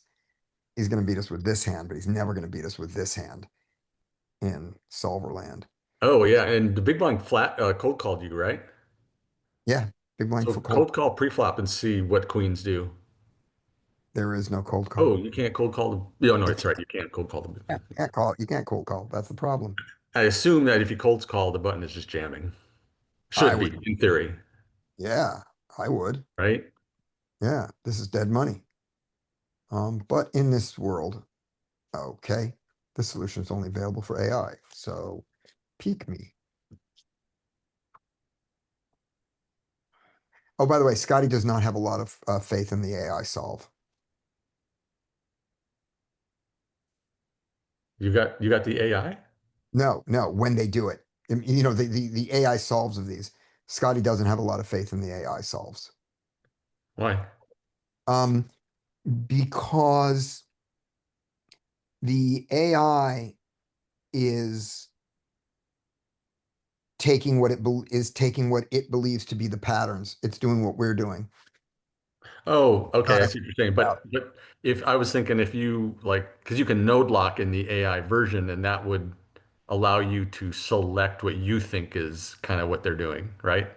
Yeah, I mean, but if you like Scotty believes in Pio. If you take Pio and you node lock, I believe that Pio is coming up with an equilibrium strategy. I don't trust the AI version of that. I'm Yeah, not saying it's wrong. I'm saying I don't trust it. I Um, understand what you're saying. yes, because I know a lot. Because I know a lot about LLMs, large language models, and I don't know how they've done it. But if they've done it by training an LLM on the output of this, um, there are problems with that, which I can tell you separate from poker class. Because that's what I was selling this week. So I know a bunch of shit about it now. I don't know enough shit about it, but I know a bunch. Okay, so we're gonna do this the 3 big blind open. There's a 3. There's a 5, 6, right? And by the way, note here, this one is the 6, 7, not the 5, 6. So this one does take the 6, 7. And let's see what his button, because here in this model, the button doesn't, 7s are not the bottom of it. The 6 is the bottom of it. So anyway, here we go. We do this, we become cute. And the big blind has no calls, but he calls us with a sliver of queens, so it can be there. And the flop is 6 of clubs, 9 of spades, queen of hearts. Queen of hearts, and we are sitting here with a beautiful 5, 6 of hearts. 5, 6 of hearts. We can check or we can bet. And when we bet, it likes to bet. What percentage? 6 is 25% of the pot. And I bet a third of the pot, right? Yeah, I bet a third of the pot. So I still bet small, but this solver's small is smaller than the other solver small. Bet. He slow plays his queens. Because that's what you do. Calls. Ace of hearts. Oh yeah, get it in. Nice. All right, here we are. We are at 5, 6 of hearts. That's us. And we bet 22. We don't jam. No, but the stack to pot ratio in your hand was basically jam at that point. Right. Right. So we go 20. Yes. So the pot here is 37. So we're betting. What percentage of pot are we betting? 22. We're betting 60% pot. And some tiny. And very little pot. Okay. And we bet half pot. So yeah, we bet in that we bet and we bet in the range of what he does. Yeah. We bet half pot. He's gonna go 22, which is 60% pot. Okay. We get jammed on by the queens, which by the way, they don't do. They want to continue to milk us. But he does. He jams. And with our pair and flush draw, for this size, we fold.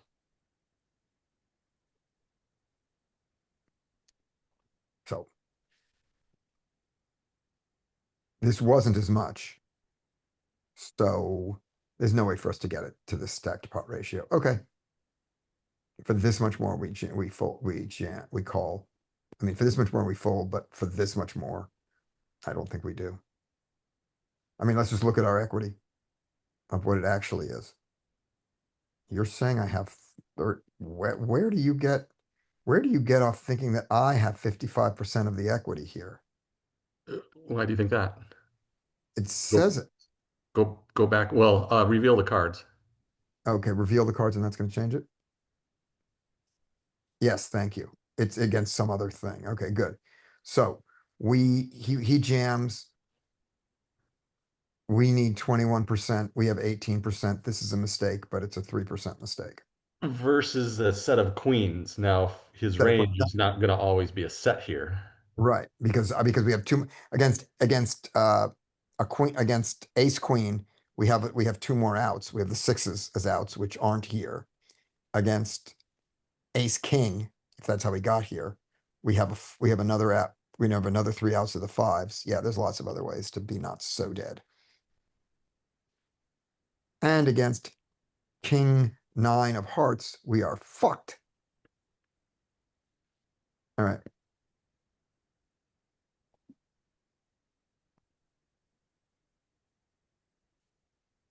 I'm not in this hand.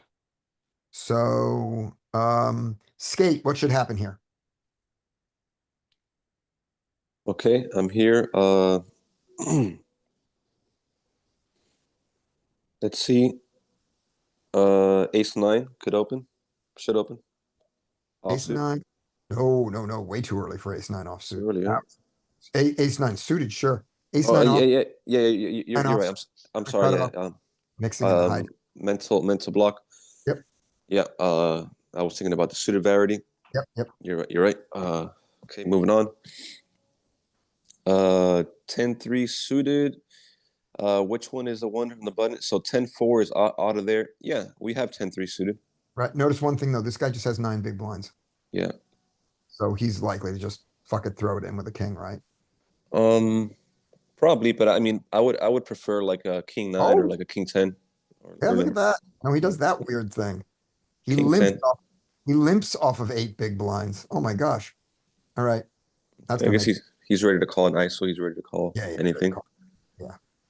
That stack. In that case, yeah, in that case, fold around to the big blind and Small blind. small blind 10-7. Yeah, it's I don't think it has enough equity to ISO versus this hand, and then like No. with one player behind. So yeah, just fold it. Yeah, or call it. I mean, it is suited. It is for half a big blind. And then if this guy raises, you just fold and lose a half a big blind. That's not a bad complete. If you fold, No, I want to fold it because if you because you're targeting with 10-7, you're really targeting the big blind here. Well, I mean, you're inviting the big blind in and all that, but right. big blind is not being that incentivized to now ISO over the limp and the call because he knows this Yeah. guy is not folding to him. Yeah, I guess you can make an argument for calling. Yeah, why not? Yeah, 'cause I mean, I'm in agreement with Skate. I don't think the equity realization with 10-7 when you're completing here out of position and probably three-way. And if he does ISO, then you're going to fold anyway. So because he's only got eight big blinds, I don't think you're going to really okay. get the equity realization you need. But it's probably not bad to complete. I think I'm with Skate on the fold. Okay. All right. Good enough. Yeah, I mean, like over time, yeah, over like thousands of hands. Yeah, like 10-9, I would make an argument maybe for, but even 10-9, just because the other guy's not stacked. Yeah. I mean, there is that weirdness of this guy is going all in with hitting with anything that he touches the flop. So you don't have you don't have the implied odds that suited hands want. So Yeah. no, like, even though you're deep against this guy, that's going to throw a monkey wrench in it. That's true. Hey, now if I was A7, I don't know, did we say we just gonna check there? If I was A7 now, I think I would just put it in. Right, and just get it all in against this guy and go. I have an Yeah. ace. Against his range. Probably. And if you're going to do that, you might as well you might as well go up to 9 or 10. Exactly. Yeah, I'd probably go to 8. Yeah, sure. He didn't. All right. What you want to do with 10-7 now? Now that we've limped it behind. Okay. Since since the big blind over limped, I don't think we could do much. And we don't have that nut advantage. We do have the range advantage, but with the big blind there, they also have that there. So check. Yeah, I like a check. Yeah, we check. How about ace seven? A7. Well, considering that we still have the big blind, the king eight left to act, I don't think we're gonna get very much fold equity in the sandwich. Okay. Um, He does this weirdness. He bets one. we do. Yeah, we don't have. Yeah, we don't. He bets one. Okay. Um, He, by the way, believably has every five there is, including five jack and five deuce off suit, because he didn't put any money in the pot. I don't hate it. I mean, this is like it looks like Yeah. a where am I at kind of bet. Let's see if he gets an answer. He bets fold. Fold. And I think, well, I don't know what they're gonna do, but passive, I think they're kind of passive. So yeah, I think they're gonna, you know what?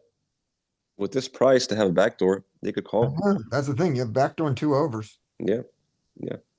for this price. Will they realize this? Will they realize that? Yeah. Just said it's one big blind. All right. All right. Check. Yeah, can't donk on that. That's just weird. And I don't know what's gonna happen, but I'm assuming that they are gonna check back. That'd be a good idea. I mean, they have Yeah. showdown against On, against all draw. They have showdown against all draws, and they're beaten by all hands. on a paired board. Now getting here, like let's say if I did over limp 10-7, then this is a mandatory must bluff. Yes. Yes, Mandatory. I agree. And if they don't, then they suck. I agree. Oh, Boo. Boo. It's gonna go Boo. check, and ace high is gonna win. Exactly. Or that. Yeah. They River don't have blunder. to. Yeah, they don't, Yep. they don't. Yep. Yeah, river blunder theorem. That's what we think.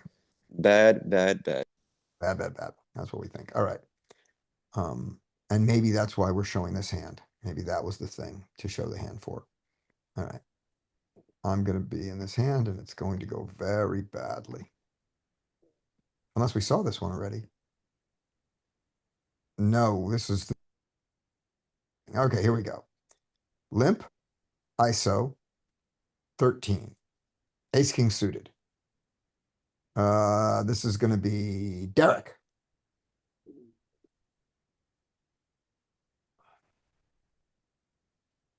This is not gonna be Derek.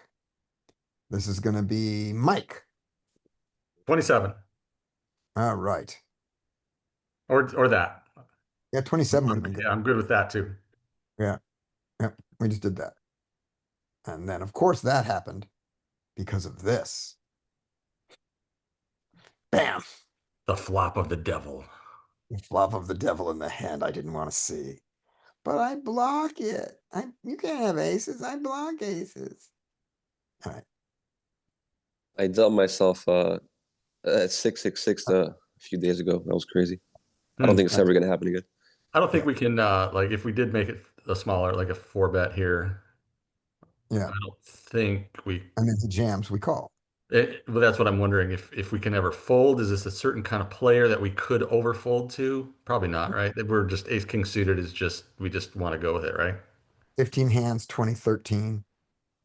3-bet of 0 after having 5 chances. No, there's just not enough information here.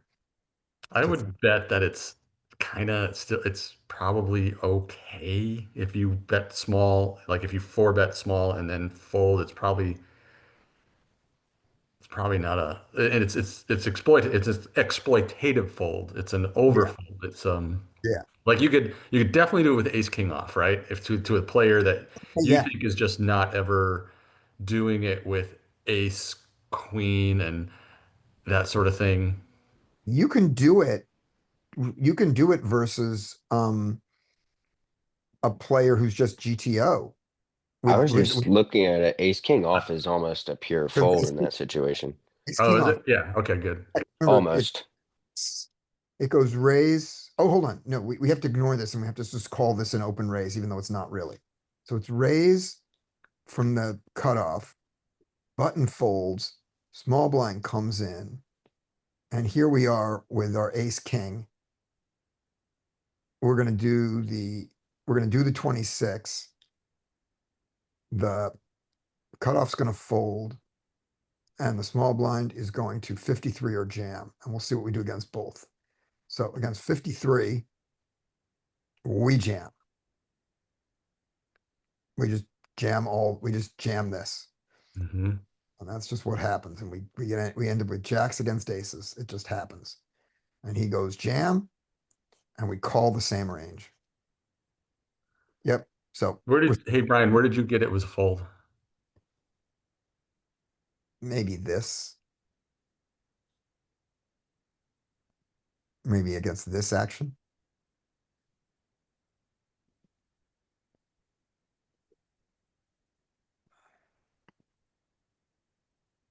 Nope.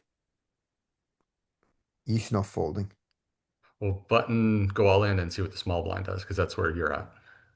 Right. Button goes.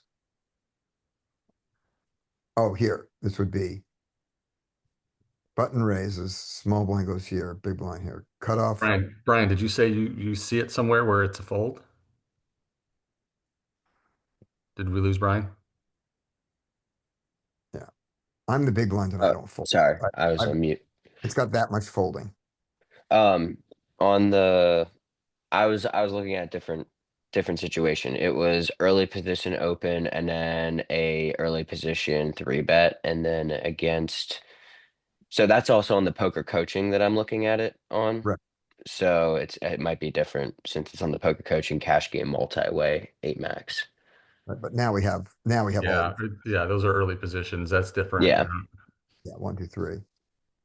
Yeah, I was just realizing that was what I was looking at. It wasn't a late position 3-bet. Or a So, button 3-bet.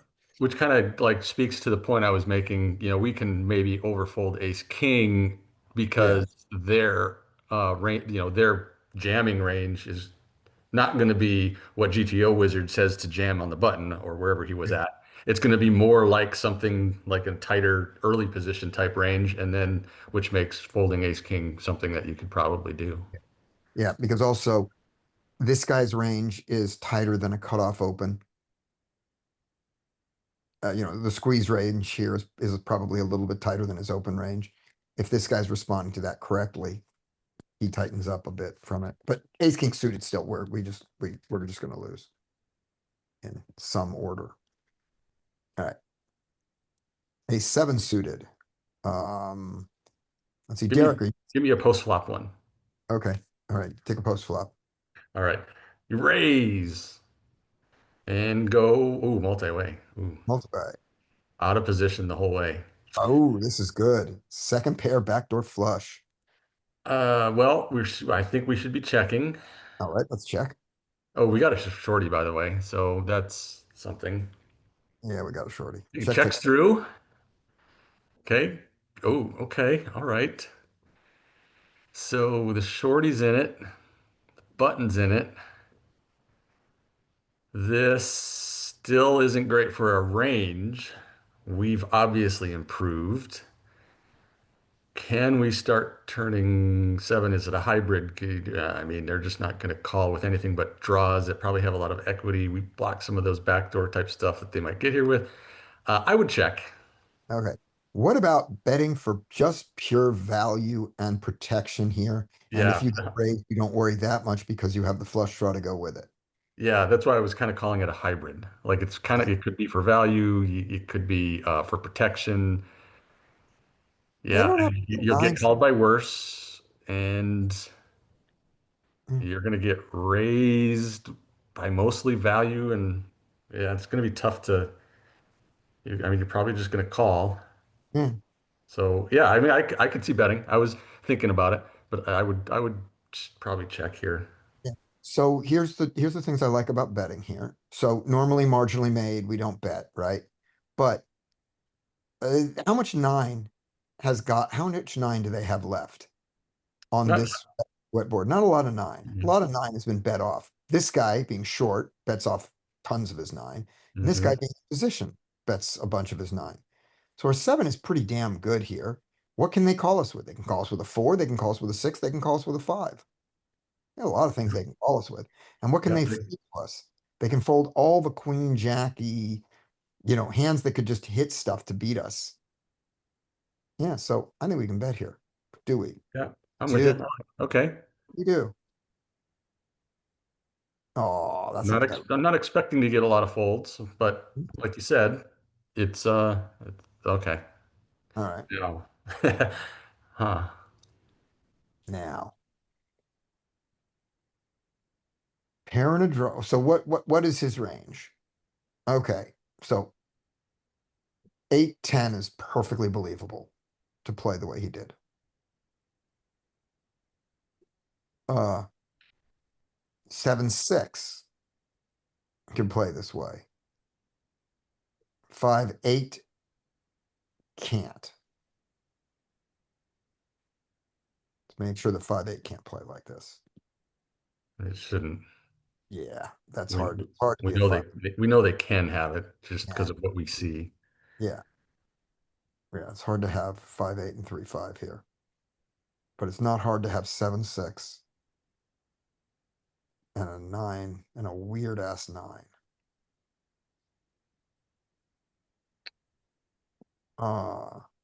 He's just gonna be all in. So that's good. He's not folding when I call, so I get his money gets added to my pot odds. And he can't reopen. So if you call, you're calling 20-ish. Yeah, I'm calling 21, 21.2. And assume villain 14 will call and be all in, right?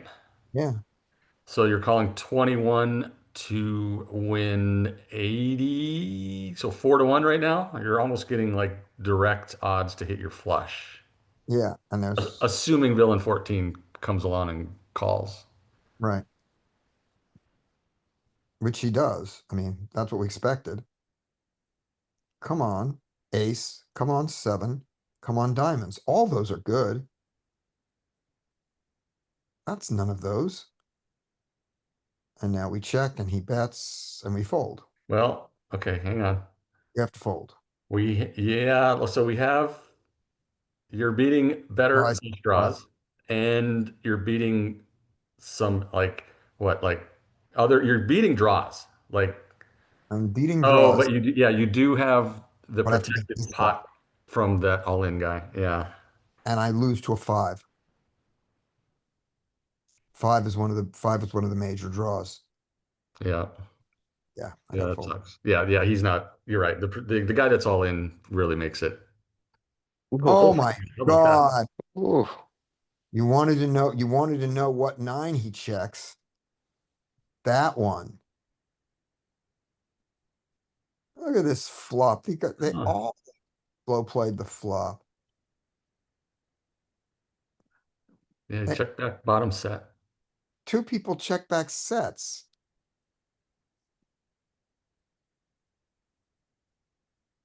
Oof. All right. Here we go. Derek, Uh-huh. what should happen here? Other than Scotty should not play. All right. A7 suited. I hate the early position, but I like A7 I like it. Let's open. because we dominate 5-6, Ace Oh. 6, Ace 5. I So I'm like betting. it. All right, here we go. Fold, fold, fold, fold, fold, fold. 3-bet. Mhm. Are you And- eating it? 9. Is this a pure 3-bet? No, you can call sometimes, but I think it's got some folds. Were the it's got a- tens? Folds. We're talking tens? Yeah. To a under the gun 3x in the small blind, I think it will mostly call. I don't think it's gonna fold. I've got a, Uh, chart here. Actually, I think Well- you're right. To a 3x, I bet it is going to fold. And Yeah, I think we're folding right and left here. All right, don't I think do that. even jacks are going to be mixing, I bet.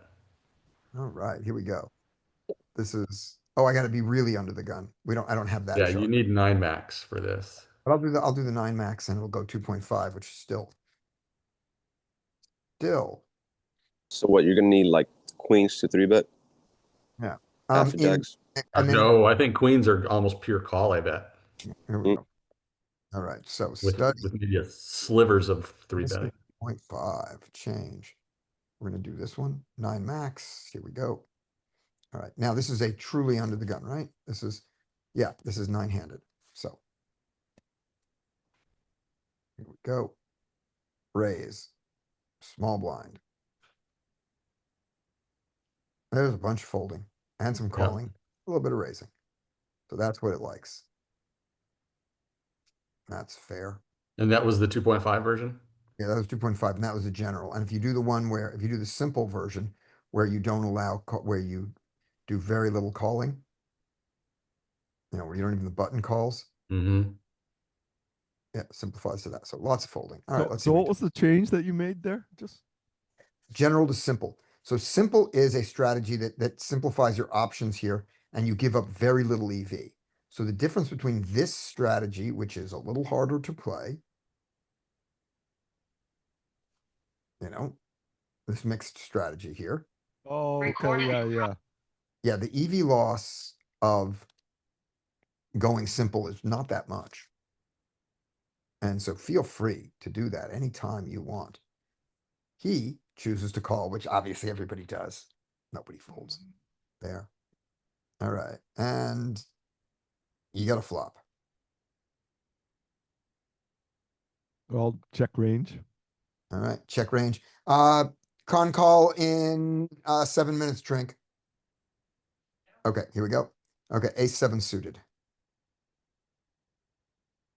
Well, we got such a dry flop.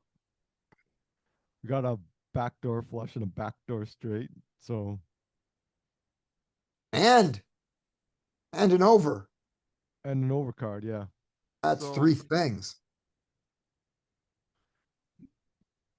I kind of count that as like 1 out for the backdoor flush, 1 out for the backdoor straight, 1 out, 3 outs for the over. That's 5 outs. So that's Uh, 5 outs. So we're betting like this is such a dry flop. We want to bet small. So I'd bet 3 here. I can bet here. I agree with you. And the one thing about this though is this card has one other characteristic though. It has a backdoor flush, a backdoor straight, and an over, but it also has showdown. So Yep. maybe so that's something to know. He checks. I don't hate it. Don't know if it's right. All right. Oh, Here now Here comes we just equity. picked up. All right. 10-10. So now we have 4 8s. Another 8 hearts. Mhm. So we're liking this a lot with our Yeah. 10-10. Do you want to bet here? I bet here a lot. Yeah. I bet here a lot. I think that they've bet a lot of 10 their doesn't jacks mind the off. jack as much as it would mind a king or an ace. So Yep, especially after it went check, check. And I'm so very, since it went check check, we're betting probably frequently. Bet 3. yeah, okay, bet 3, bet 4, bet 5, all those numbers are there. He bets 3, great. Well, we're certainly not folding. That's 100%. Are we raising? Yeah. So do we better draw or do we? I would probably raise here. Okay, let's see what he does. Maybe. He does. Oh, I don't like the raise size. You want it too big or too small? I'd go bigger. Okay. Like how big? But you bet 10. Okay. How big? So How I'd probably big? bet 16. 16. Okay. He But bets 10 I don't like. All right. No, okay. Well, that was efficient. That was All right. easier than I thought. That was easier than you thought. Okay, I'm going to go off and do a con call. So I'm gonna leave you guys on Friday. I will probably see you, but Larry, be prepared to open the room because who knows what will happen. All right, I'm gonna stop sharing. I'm gonna make Larry the host. There we go. You are the host. I'm ready. All right, I'll see you Friday.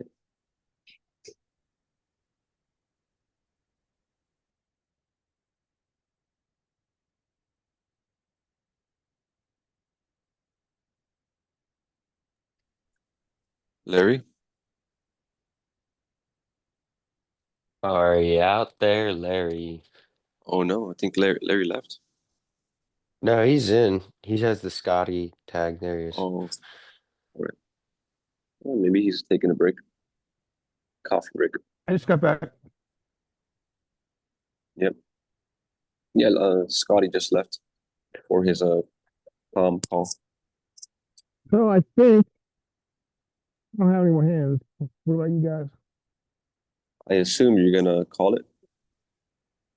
I think so. What do you guys No? want to talk about on Friday? I don't know, but I need some good questions to ask my study group. My other study group. I'm still part of this one. You want to give questions to ask your other study group? Yeah, because like he wants coach wants like like good questions, like doesn't want, like just like random chatter. Hmm. Um. Well, I think a good question always is, all right, in this spot, we know what the value is, but where do our bluffs come from? Yes. Okay, good There's point. an idea. I need to work on my bluff spots. I know Because where that our value is here, but where do our bluffs come from? okay, so like what? So like any spot I could be like, okay, uh, Yeah, I think it's better for a river spot. And then if it yeah, check turn, what do you do on flop? What do you do on river? Where are bluffs coming from? yeah, that's a great point. Check turn. Where are our bluffs coming from? Yeah. Yes, great. Oh my God, that's amazing. And What then other? maybe one more. Huh?